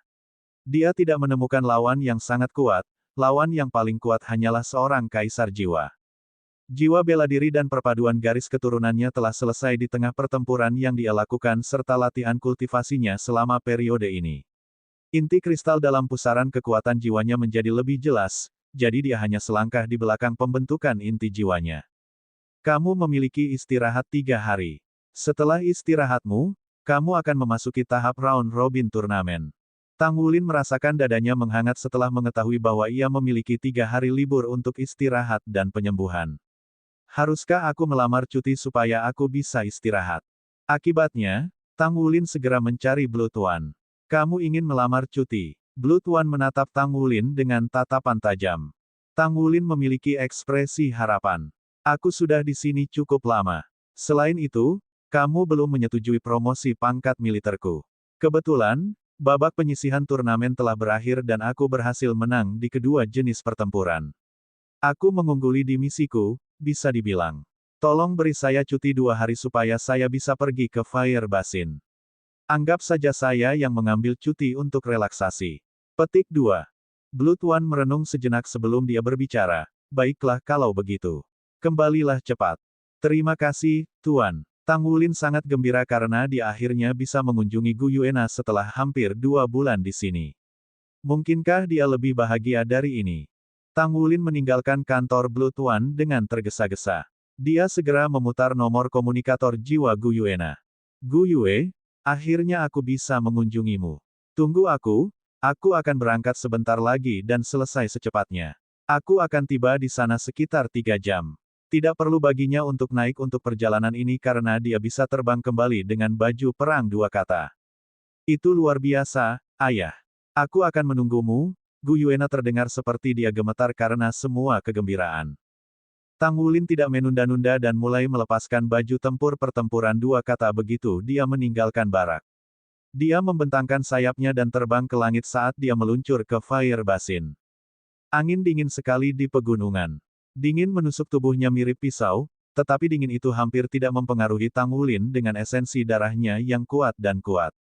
Sayap emasnya membentang dan membuatnya tampak seolah-olah dia adalah burung emas yang membumbung di langit. Dia terbang melewati puncak gunung di bawahnya saat dia meluncur ke kejauhan dengan kecepatan kilat. Perasaan terbang benar-benar menakjubkan. Selain itu, ia berhasil menghemat banyak waktu. Tang Wulin mengepakkan sayapnya dengan keras sekali dan mempercepat sekali lagi. Ini adalah keuntungan menggunakan armor perang 2 kata. Ada dunia yang berbeda jika dibandingkan dengan baju perang 1 kata. Akhirnya, cekungan api ada di hadapannya. Suhu di sekitarnya meningkat jelas. Tang Wulin menarik kembali sayapnya dan bersiap untuk pendaratannya. Dia tidak berniat mendarat di Fire Basin karena pasukan militer ditempatkan di sana. Sangat disayangkan baginya jika terjadi kesalahpahaman. Dia mengambil beberapa pakaian biasa dari cincin penyimpanannya dan melepas seragam militernya. Tang Wulin kemudian berlari dengan bersemangat menuju Fire Basin karena dia sangat ingin berada di rumah saat ini. Bab 992. Semakin dekat dia, semakin dia merindukan Gu Yuena. Mengandalkan ingatannya akan arah, dia menyerbu ke baskom dan berlari menuju halaman kecil yang dia sewa sebelumnya. Dia hampir mencapainya ketika cahaya zamrud tiba-tiba melintas dan titik cahaya terbang ke arahnya. Tang Wulin tersenyum tipis. Dia menggesek tangannya dan menangkap Emerald Demon Bird yang terbang ke arahnya. Emerald Demon Bird berkelahi 2 kali dengan ketidakpuasan, tetapi diabaikan oleh Tang Wulin. Dia telah meninggalkan Gu Yuena sendirian di sini. The Emerald Demon Bird adalah alasan mengapa dia tidak khawatir dia akan berada dalam masalah. Kekuatan tempur Emerald Demon Bird jelas lebih kuat daripada Soul Emperor. Jika dia tidak mengenakan armor tempurnya, dia mungkin tidak akan bisa menangkisnya. Dengan perlindungan Gu Yuena, secara alami ia tidak perlu takut. Di pintu ke halaman kecil, Gu Yuena berdiri di sana menunggu di gaunnya. Dia menjadi sedikit tidak sabar sampai dia melihat Tang Wulin. Dia segera berlari keluar dari pintu. Seperti burung layang-layang yang kembali ke pelukan yang akrab, dia melemparkan dirinya ke pelukan Tang Wulin. Ayah, aku sangat merindukanmu. Gu Yuena memeluk Tang Wulin dengan erat. Tang Wulin memeluk tubuhnya yang lembut juga. Dia mencium aroma manis yang datang darinya. Dia langsung merasakan kelelahan di tubuhnya lenyap dalam sekejap. Tang Wulin memeluknya dengan erat. Bagaimana mungkin dia tidak merindukannya? Ketika dia menyadari bahwa dia tidak mendapatkan kembali ingatannya, dia menghela napas lega. Namun, dia dengan cepat membenci dirinya sendiri karena memiliki perasaan seperti itu. Dia berharap bahwa dia akan tinggal di sisinya. Namun, jika dia tidak memiliki ingatan masa lalunya, dia tidak akan menjadi dirinya yang sebenarnya. Kemungkinannya, begitu dia mendapatkan ingatannya, dia kemungkinan besar akan meninggalkannya. Saat itu, ketika Tang Wulin masih mendapat dukungan dari Akademi Shrek, Gu Yuena meninggalkannya tanpa melihat ke belakang. Tanpa dukungan seperti itu sekarang, situasinya sama gentingnya dengan tumpukan telur. Dia menganggap bahwa dia khawatir bahwa dia akan menjadi beban baginya. Dia membelai rambutnya yang panjang dan halus dan menikmati keharumannya. Tang Wulin secara bertahap membuang semua pikiran di benaknya. Bagaimanapun, dia berada dalam pelukannya sekarang. Sudah cukup. Dia menanam ciuman ringan di rambut panjangnya. Tang Wulin melonggarkan lengannya di sekelilingnya dan mendukung bahunya. Gu Yuena mengangkat kepalanya untuk menatapnya. Dia tampak sehat, wajahnya yang cantik kemerahan, dan matanya dipenuhi kerinduan. Dia tidak bisa menahan diri untuk tidak mencium dahinya lagi. Tang Wulin berkata dengan nada lembut, "Bagaimana kabarmu akhir-akhir ini? Apakah kamu hidup dengan baik?" Gu Yuena cemberut bibir merahnya. "Kamu bahkan tidak kembali sekalipun. Bagaimana aku bisa sehat?" Tang Wulin tertawa histeris dan berkata, "Jangan marah, oke. Saya akan kembali lebih sering setelah ini." Jika Anda kesepian, Anda bisa berjalan-jalan di sekitar Baskom. Keamanan di sekitar sini harus baik-baik saja. Namun, lebih baik jika Anda mengenakan sesuatu dengan kerudung saat Anda pergi keluar dan mengenakan topeng juga. Anda sangat cantik sehingga mudah untuk menimbulkan masalah hanya dengan meminta orang melihat Anda. Petik 2. Baiklah, baiklah. Aku akan, kata Gu Yuena dengan senyum manis. Ayah, aku ingin makan daging panggang. Tatapannya tulus. Oke, Tang Wulin menyetujui permintaannya tanpa ragu. Mereka pergi ke toko barbek, yang telah mereka kunjungi sebelumnya, dan memesan beberapa daging panggang. Pemiliknya masih memiliki kenangan segar akan selera Tang Wulin. Ketika dia melihat Gu Yuena melepas topengnya untuk memperlihatkan wajah cantiknya yang tiada taranya, dia tidak bisa menahan diri untuk berkata sambil tersenyum, sudah lama sejak kamu di sini. Mengapa kamu tidak makan sebanyak ini saat ini? Tang Wulin berkata sambil tersenyum, makanku menyusut. Dia mengatakan yang sebenarnya. Setelah dia memiliki Dragon Core-nya, makannya berkurang secara nyata. Pemilik meninggalkan mereka. Tang Wulin memandang Gu Yuena dengan rasa ingin tahu. Kamu tidak pernah kembali setelah makan terakhir kami di sini. Gu Yuena mengangguk. Tentu saja tidak. Ketika kamu tidak ada, aku tidak datang. Jadi, apa yang kamu makan selama ini? Tanya Tang Wulin. Gu Yuena berkata, apapun yang sederhana yang bisa saya lakukan. Saya akan memasak beberapa makanan sederhana di rumah. Jika saya punya waktu, saya akan berjalan-jalan dan melihat-lihat. Kadang-kadang, saya akan bermain dengan Little Emerald. Petik 2. The Emerald Demon Bird mendarat di bahunya. Setelah mendengar apa yang dikatakan Gu Yuena, dia mengangguk. Daging panggang adalah juicy dan lembut dengan selesai renyah. Pelanggan yang mencoba hidangan penuh dengan pujian untuk itu. Meskipun Tang Wulin tidak perlu makan banyak lagi, dia masih tidak bisa membantu tetapi memesan ekstra untuk memuaskan rasa dan perutnya. Apakah kamu memiliki tempat lain yang ingin kamu kunjungi? Aku akan menemanimu, Tang Wulin bertanya pada Gu Yuena. Gu Yuena menggelengkan kepalanya dan mulai mengambil tangannya. Ayah, ayo pulang. Pulang ke rumah. Ketika Tang Wulin mendengar kata-kata itu, karena alasan yang tidak diketahui, karakternya yang kuat tertekuk dan matanya langsung basah. Ya pulanglah. Dia sudah lama tidak mendengar kata-kata itu. Sudah hampir 10 tahun sejak orang tuanya menghilang tanpa ada berita tentang keberadaan mereka. Tidak ada informasi tentang mereka yang sampai di telinganya. Dia benar-benar tidak tahu di mana mereka berada. Terlepas dari orang tuanya, Naer adalah satu-satunya kerabat yang ia tinggalkan. Namun, Gu Yue di hadapannya sekarang tampaknya telah bergabung dengan Naer, karena dia terlihat seperti Naer. Ada banyak teka-teki di hatinya yang perlu diselesaikan, tetapi dia tidak memiliki cara untuk mengetahui jawabannya jika Gu Yuena tidak mendapatkan kembali ingatannya. Dia benar-benar takut itu akan menjadi sesuatu yang buruk. Dia curiga alasan kenapa Gu Yue pergi entah bagaimana terkait dengan Naer. Pulang ke rumah. Dua kata yang sangat sederhana yang langsung melelehkan hatinya. Betapa dia berharap punya rumah. Itu tidak harus besar atau mewah. Yang dia inginkan hanyalah anggota keluarganya untuk bersama seperti dulu. Untuk memiliki ayahnya, ibu, adik perempuan, dan sekarang dia di sisinya. Dia memegang tangan Gu Yuena dengan erat. Dia tampak khawatir bahwa dia akan menghilang kapan saja. Mereka berjalan menuju rumah mereka di Fire Basin. Interior rumah itu sangat bersih. Gu Yuena menarik Tang Wulin ke sebuah kursi dan mendudukkannya. Kemudian, dia duduk di pangkuannya. Dia melingkarkan lengannya di lehernya dengan senyum manis dan indah saat dia meletakkan tubuhnya di dalam pelukannya. Rambut keperakannya membelai lembut pipi Tang Wulin. Dia dipenuhi dengan kerinduan untuknya. Dia tidak mengatakan apa-apa. Perlahan, napasnya menjadi berirama. Hati Tang Wulin dipenuhi dengan perasaan lembut. Dia dengan hati-hati mengangkat tubuhnya yang ramping dan menempatkannya di tempat tidur. Dia menyelimutinya dan berbaring di sebelahnya. Dia membelai wajahnya dengan lembut dan menutup matanya saat dia, juga, tertidur secara bertahap. Tidak ada firasat berapa banyak waktu telah berlalu. Dua tetes air mata mengilat jatuh diam-diam di sepanjang pipinya. Dia membuka matanya perlahan. Tidak ada lagi kejelasan seperti anak kecil di matanya. Tatapannya saat ini sedalam dan sedalam laut yang dingin. Saat dia memandangnya, dia menempelkan bibirnya. Dia dengan lembut mengangkat tangannya dan meletakkan telapak tangannya di wajahnya. Dia menarik selimut untuk menutupinya. Kemudian, dia menggeliat ke pelukannya dan meletakkan tangannya di wajahnya. Dia menanamkan seluruh tubuhnya ke pelukannya yang hangat. Setelah menghapus air mata di wajahnya, dia menutup matanya sekali lagi dan jatuh tertidur lelap. Tang Wulin bangun pagi-pagi keesokan harinya. Dia membeli sarapan untuk Gu Yuena. Itu adalah awal dari hari yang indah bersama. Fire Basin adalah tempat yang luas. Ada banyak tempat yang patut dikunjungi. Sepanjang hari, dia membawanya ke beberapa tempat wisata dan menikmati makanan lezat sepanjang perjalanan.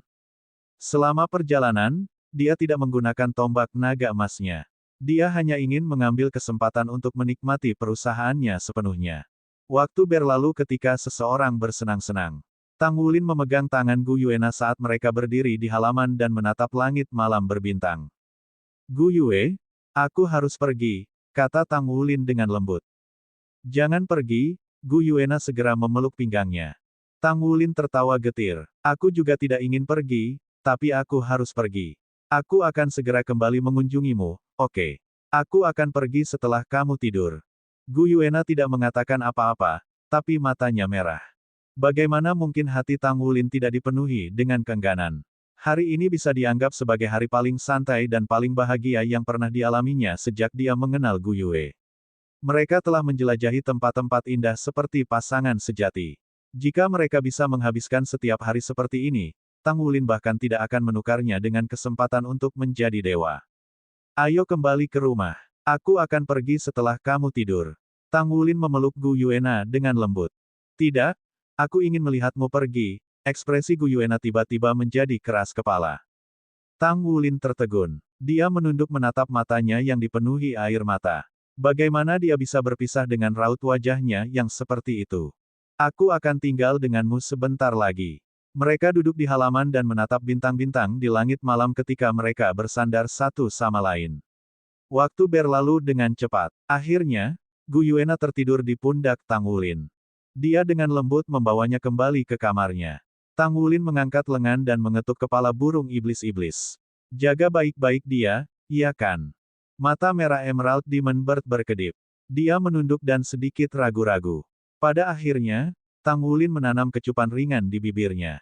Dia menutupinya dengan selimut. Ketika dia berada di pintu, dia tidak bisa membantu tetapi berbalik lagi. Dia kembali ke sisinya untuk menciumnya sekali lagi.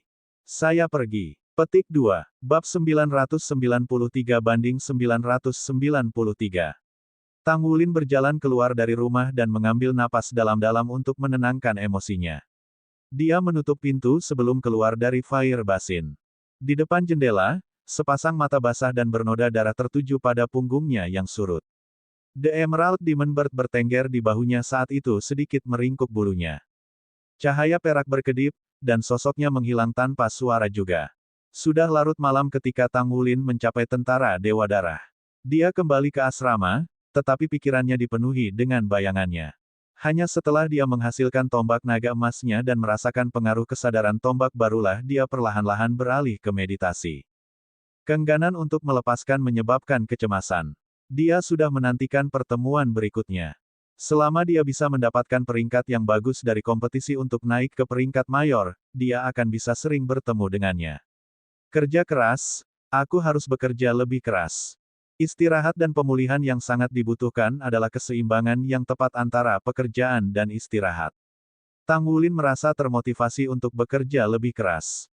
Tidak peduli seberapa berat tanggung jawabnya di pundaknya, saat dia melihat senyum manis dan indah Gu Yuena, dia tidak lagi merasa lelah. Untuk memiliki masa depan di mana dia bisa tinggal bersamanya selamanya, dia harus menjadi kuat. Ketika dia bisa cukup kuat untuk berdiri di puncak dunia, dia tidak perlu lagi takut ada orang yang memisahkannya dan Gu Yuena. Dia berkultivasi sepanjang malam. Keesokan harinya, kompetisi berlanjut. Tang Wulin memasuki jaringan pertempuran Stardow. Dia memperhatikan ada perubahan tambahan di atas kepalanya. Panah emas dan perak awal telah diganti dengan segitiga yang bersinar dengan peningkatan kecerahan. Itu mungkin berarti bahwa dia telah melanjutkan ke tahap berikutnya dari kompetisi di kedua Master Jiwa dan kompetisi Misha. Namun, dia memperhatikan perbedaan yang jelas kali ini. Ketika dia melewati kerumunan, mereka memperhatikannya setelah mereka melihat tanda di atas kepalanya.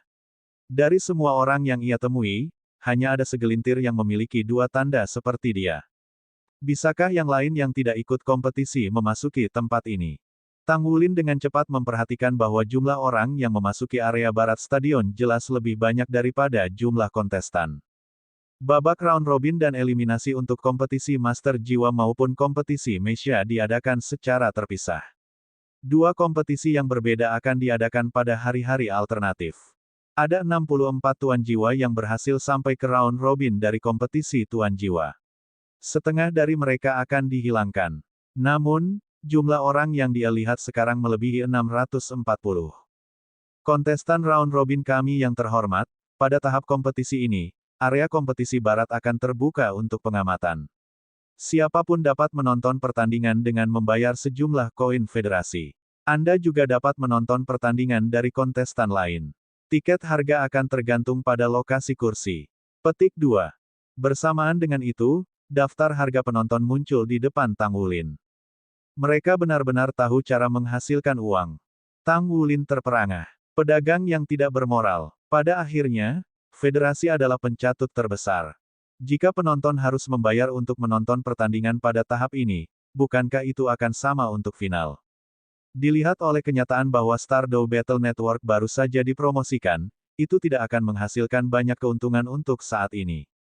Namun, di masa depan, jika masyarakat umum dapat memperoleh akses ke Stardew Battle Network, pendapatan yang dihasilkan untuk federasi akan menjadi sosok astronomi.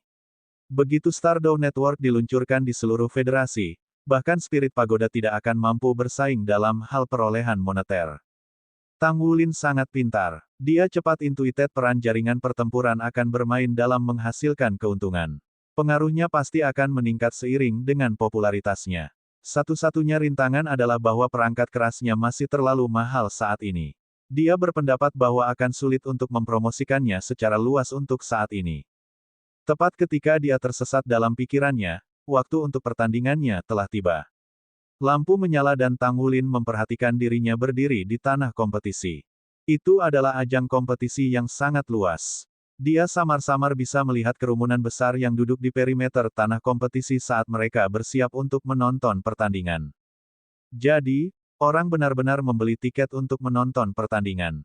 Ini seperti kompetisi yang diselenggarakan oleh Kekaisaran Bintang Luo saat itu. Selain itu, Battle Network dapat mengakomodasi kerumunan yang tidak terbatas. Lawan Tang Wulin muncul di seberangnya jauh. Dari penampilan lawannya, tidak ada banyak perbedaan di antara mereka. Namun, Tang Wulin memperhatikan sesuatu yang berbeda dari ketika dia berada di babak eliminasi. Nama mereka ditampilkan. Agar penonton dapat mengenali kontestan sehingga mereka dapat mengikuti kemajuan kontestan pilihan mereka di masa depan, panitia mengungkapkan nama-nama kedua kontestan.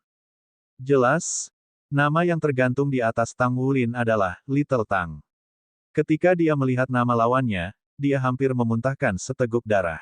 Antara 46. Bukankah antara 46 Jiang Wuyue? Mereka belum saling bertemu sepanjang pertandingan sebelumnya. Namun, mereka tidak pernah berpikir bahwa mereka akan dapat menghindari nasib mereka. Mereka dicocokkan satu sama lain dalam pertandingan pertama mereka dari round robin. Ketika Jiang Wuyue melihat bahwa lawannya adalah Tang Wulin, dia tidak bisa menahan diri untuk bersumpah. Keberuntungan busuk macam apa ini? Suara elektronik mulai menghitung mundur pada saat ini. Bahkan menghitung lebih banyak angka dari sebelumnya. 5, 4, 3, 2, 1. Mulai. Aku menyerah. Sebuah cahaya menyala di depannya.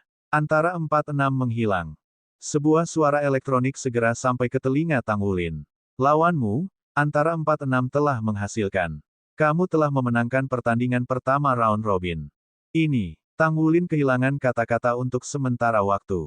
Saat ini, para penonton yang telah membeli tiket untuk pertandingan ini sedang gempar. Tentu, Tang Wulin tidak bisa mendengar rentetan kutukan yang dilemparkan ke penyelenggara, tapi dia pasti bisa memahami kemarahan penonton karena telah membayar untuk menonton pertandingan seperti itu.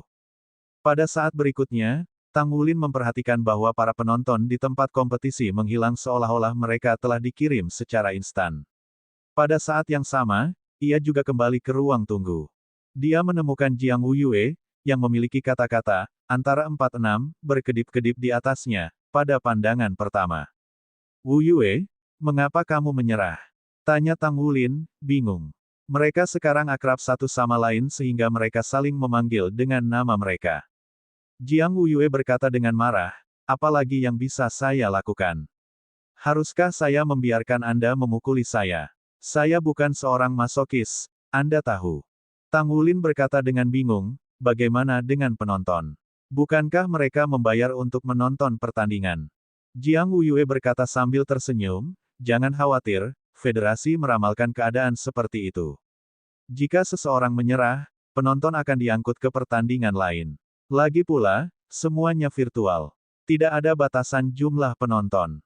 Saya sangat tertekan karena dipasangkan dengan Anda di pertandingan pertama. Anda harus mentraktir saya makan siang. Tang Wulin berkata dengan murung, sudah menjadi kebiasaan Anda untuk merampok saya di siang hari bolong, bukan? Jiang Wu Yue tertawa terbahak-bahak. Aku tidak bisa menahannya karena kamu kaya. Bagaimana kalau kamu memalsukan sesuatu untukku? Aku tidak akan membayarmu dengan poin prestasi karena itu akan sia-sia. Aku akan mentraktirmu makan. Tang Wulin berkata sambil tersenyum, saya selalu berpikir bahwa Anda adalah orang yang jujur. Saya mengerti sekarang bahwa Anda juga pencatut. Baiklah, apa yang Anda inginkan? Saya akan memalsunya untuk Anda. Jiang Wu Yue tidak benar-benar tertekan. Meskipun dia telah kehilangan satu pertandingan, dia masih bisa melanjutkan ke babak berikutnya selama dia memenangkan setidaknya 4 pertandingan di round robin. Dia tidak harus memenangkan pertandingan melawan Tang Wulin. Selain itu, dia sangat percaya diri dengan kekuatannya. Tang Wulin memenangkan pertandingan Master Jiwa pertama tanpa harus bertarung. Di sisi lain, ia harus menghadapi lawan yang merepotkan selama pertandingan Meisha pertamanya. Seperti biasa, penonton datang dalam jumlah besar. Kata-kata, Little Tang, berkedip di atas kepalanya. Tang Wulin memilih tombak sebagai senjata pilihannya seperti yang dia lakukan selama pertandingan Meisha sebelumnya. Dengan latihan hariannya, kesadaran tombaknya telah membaik. Namun, itu masih jauh untuk melepaskan Tousan menuduh Fingers, apakah itu dalam hal basis budidaya atau pemahaman. Bagaimanapun, ia berkultivasi dengan benar. Lawannya mengoperasikan Meisha jarak jauh. Namun, itu berbeda dari Meisha jarak jauh yang dia lawan sebelumnya yang menggunakan meriam jiwa. Meisha jarak jauh ini dipersenjatai dengan 2 bumerang besar.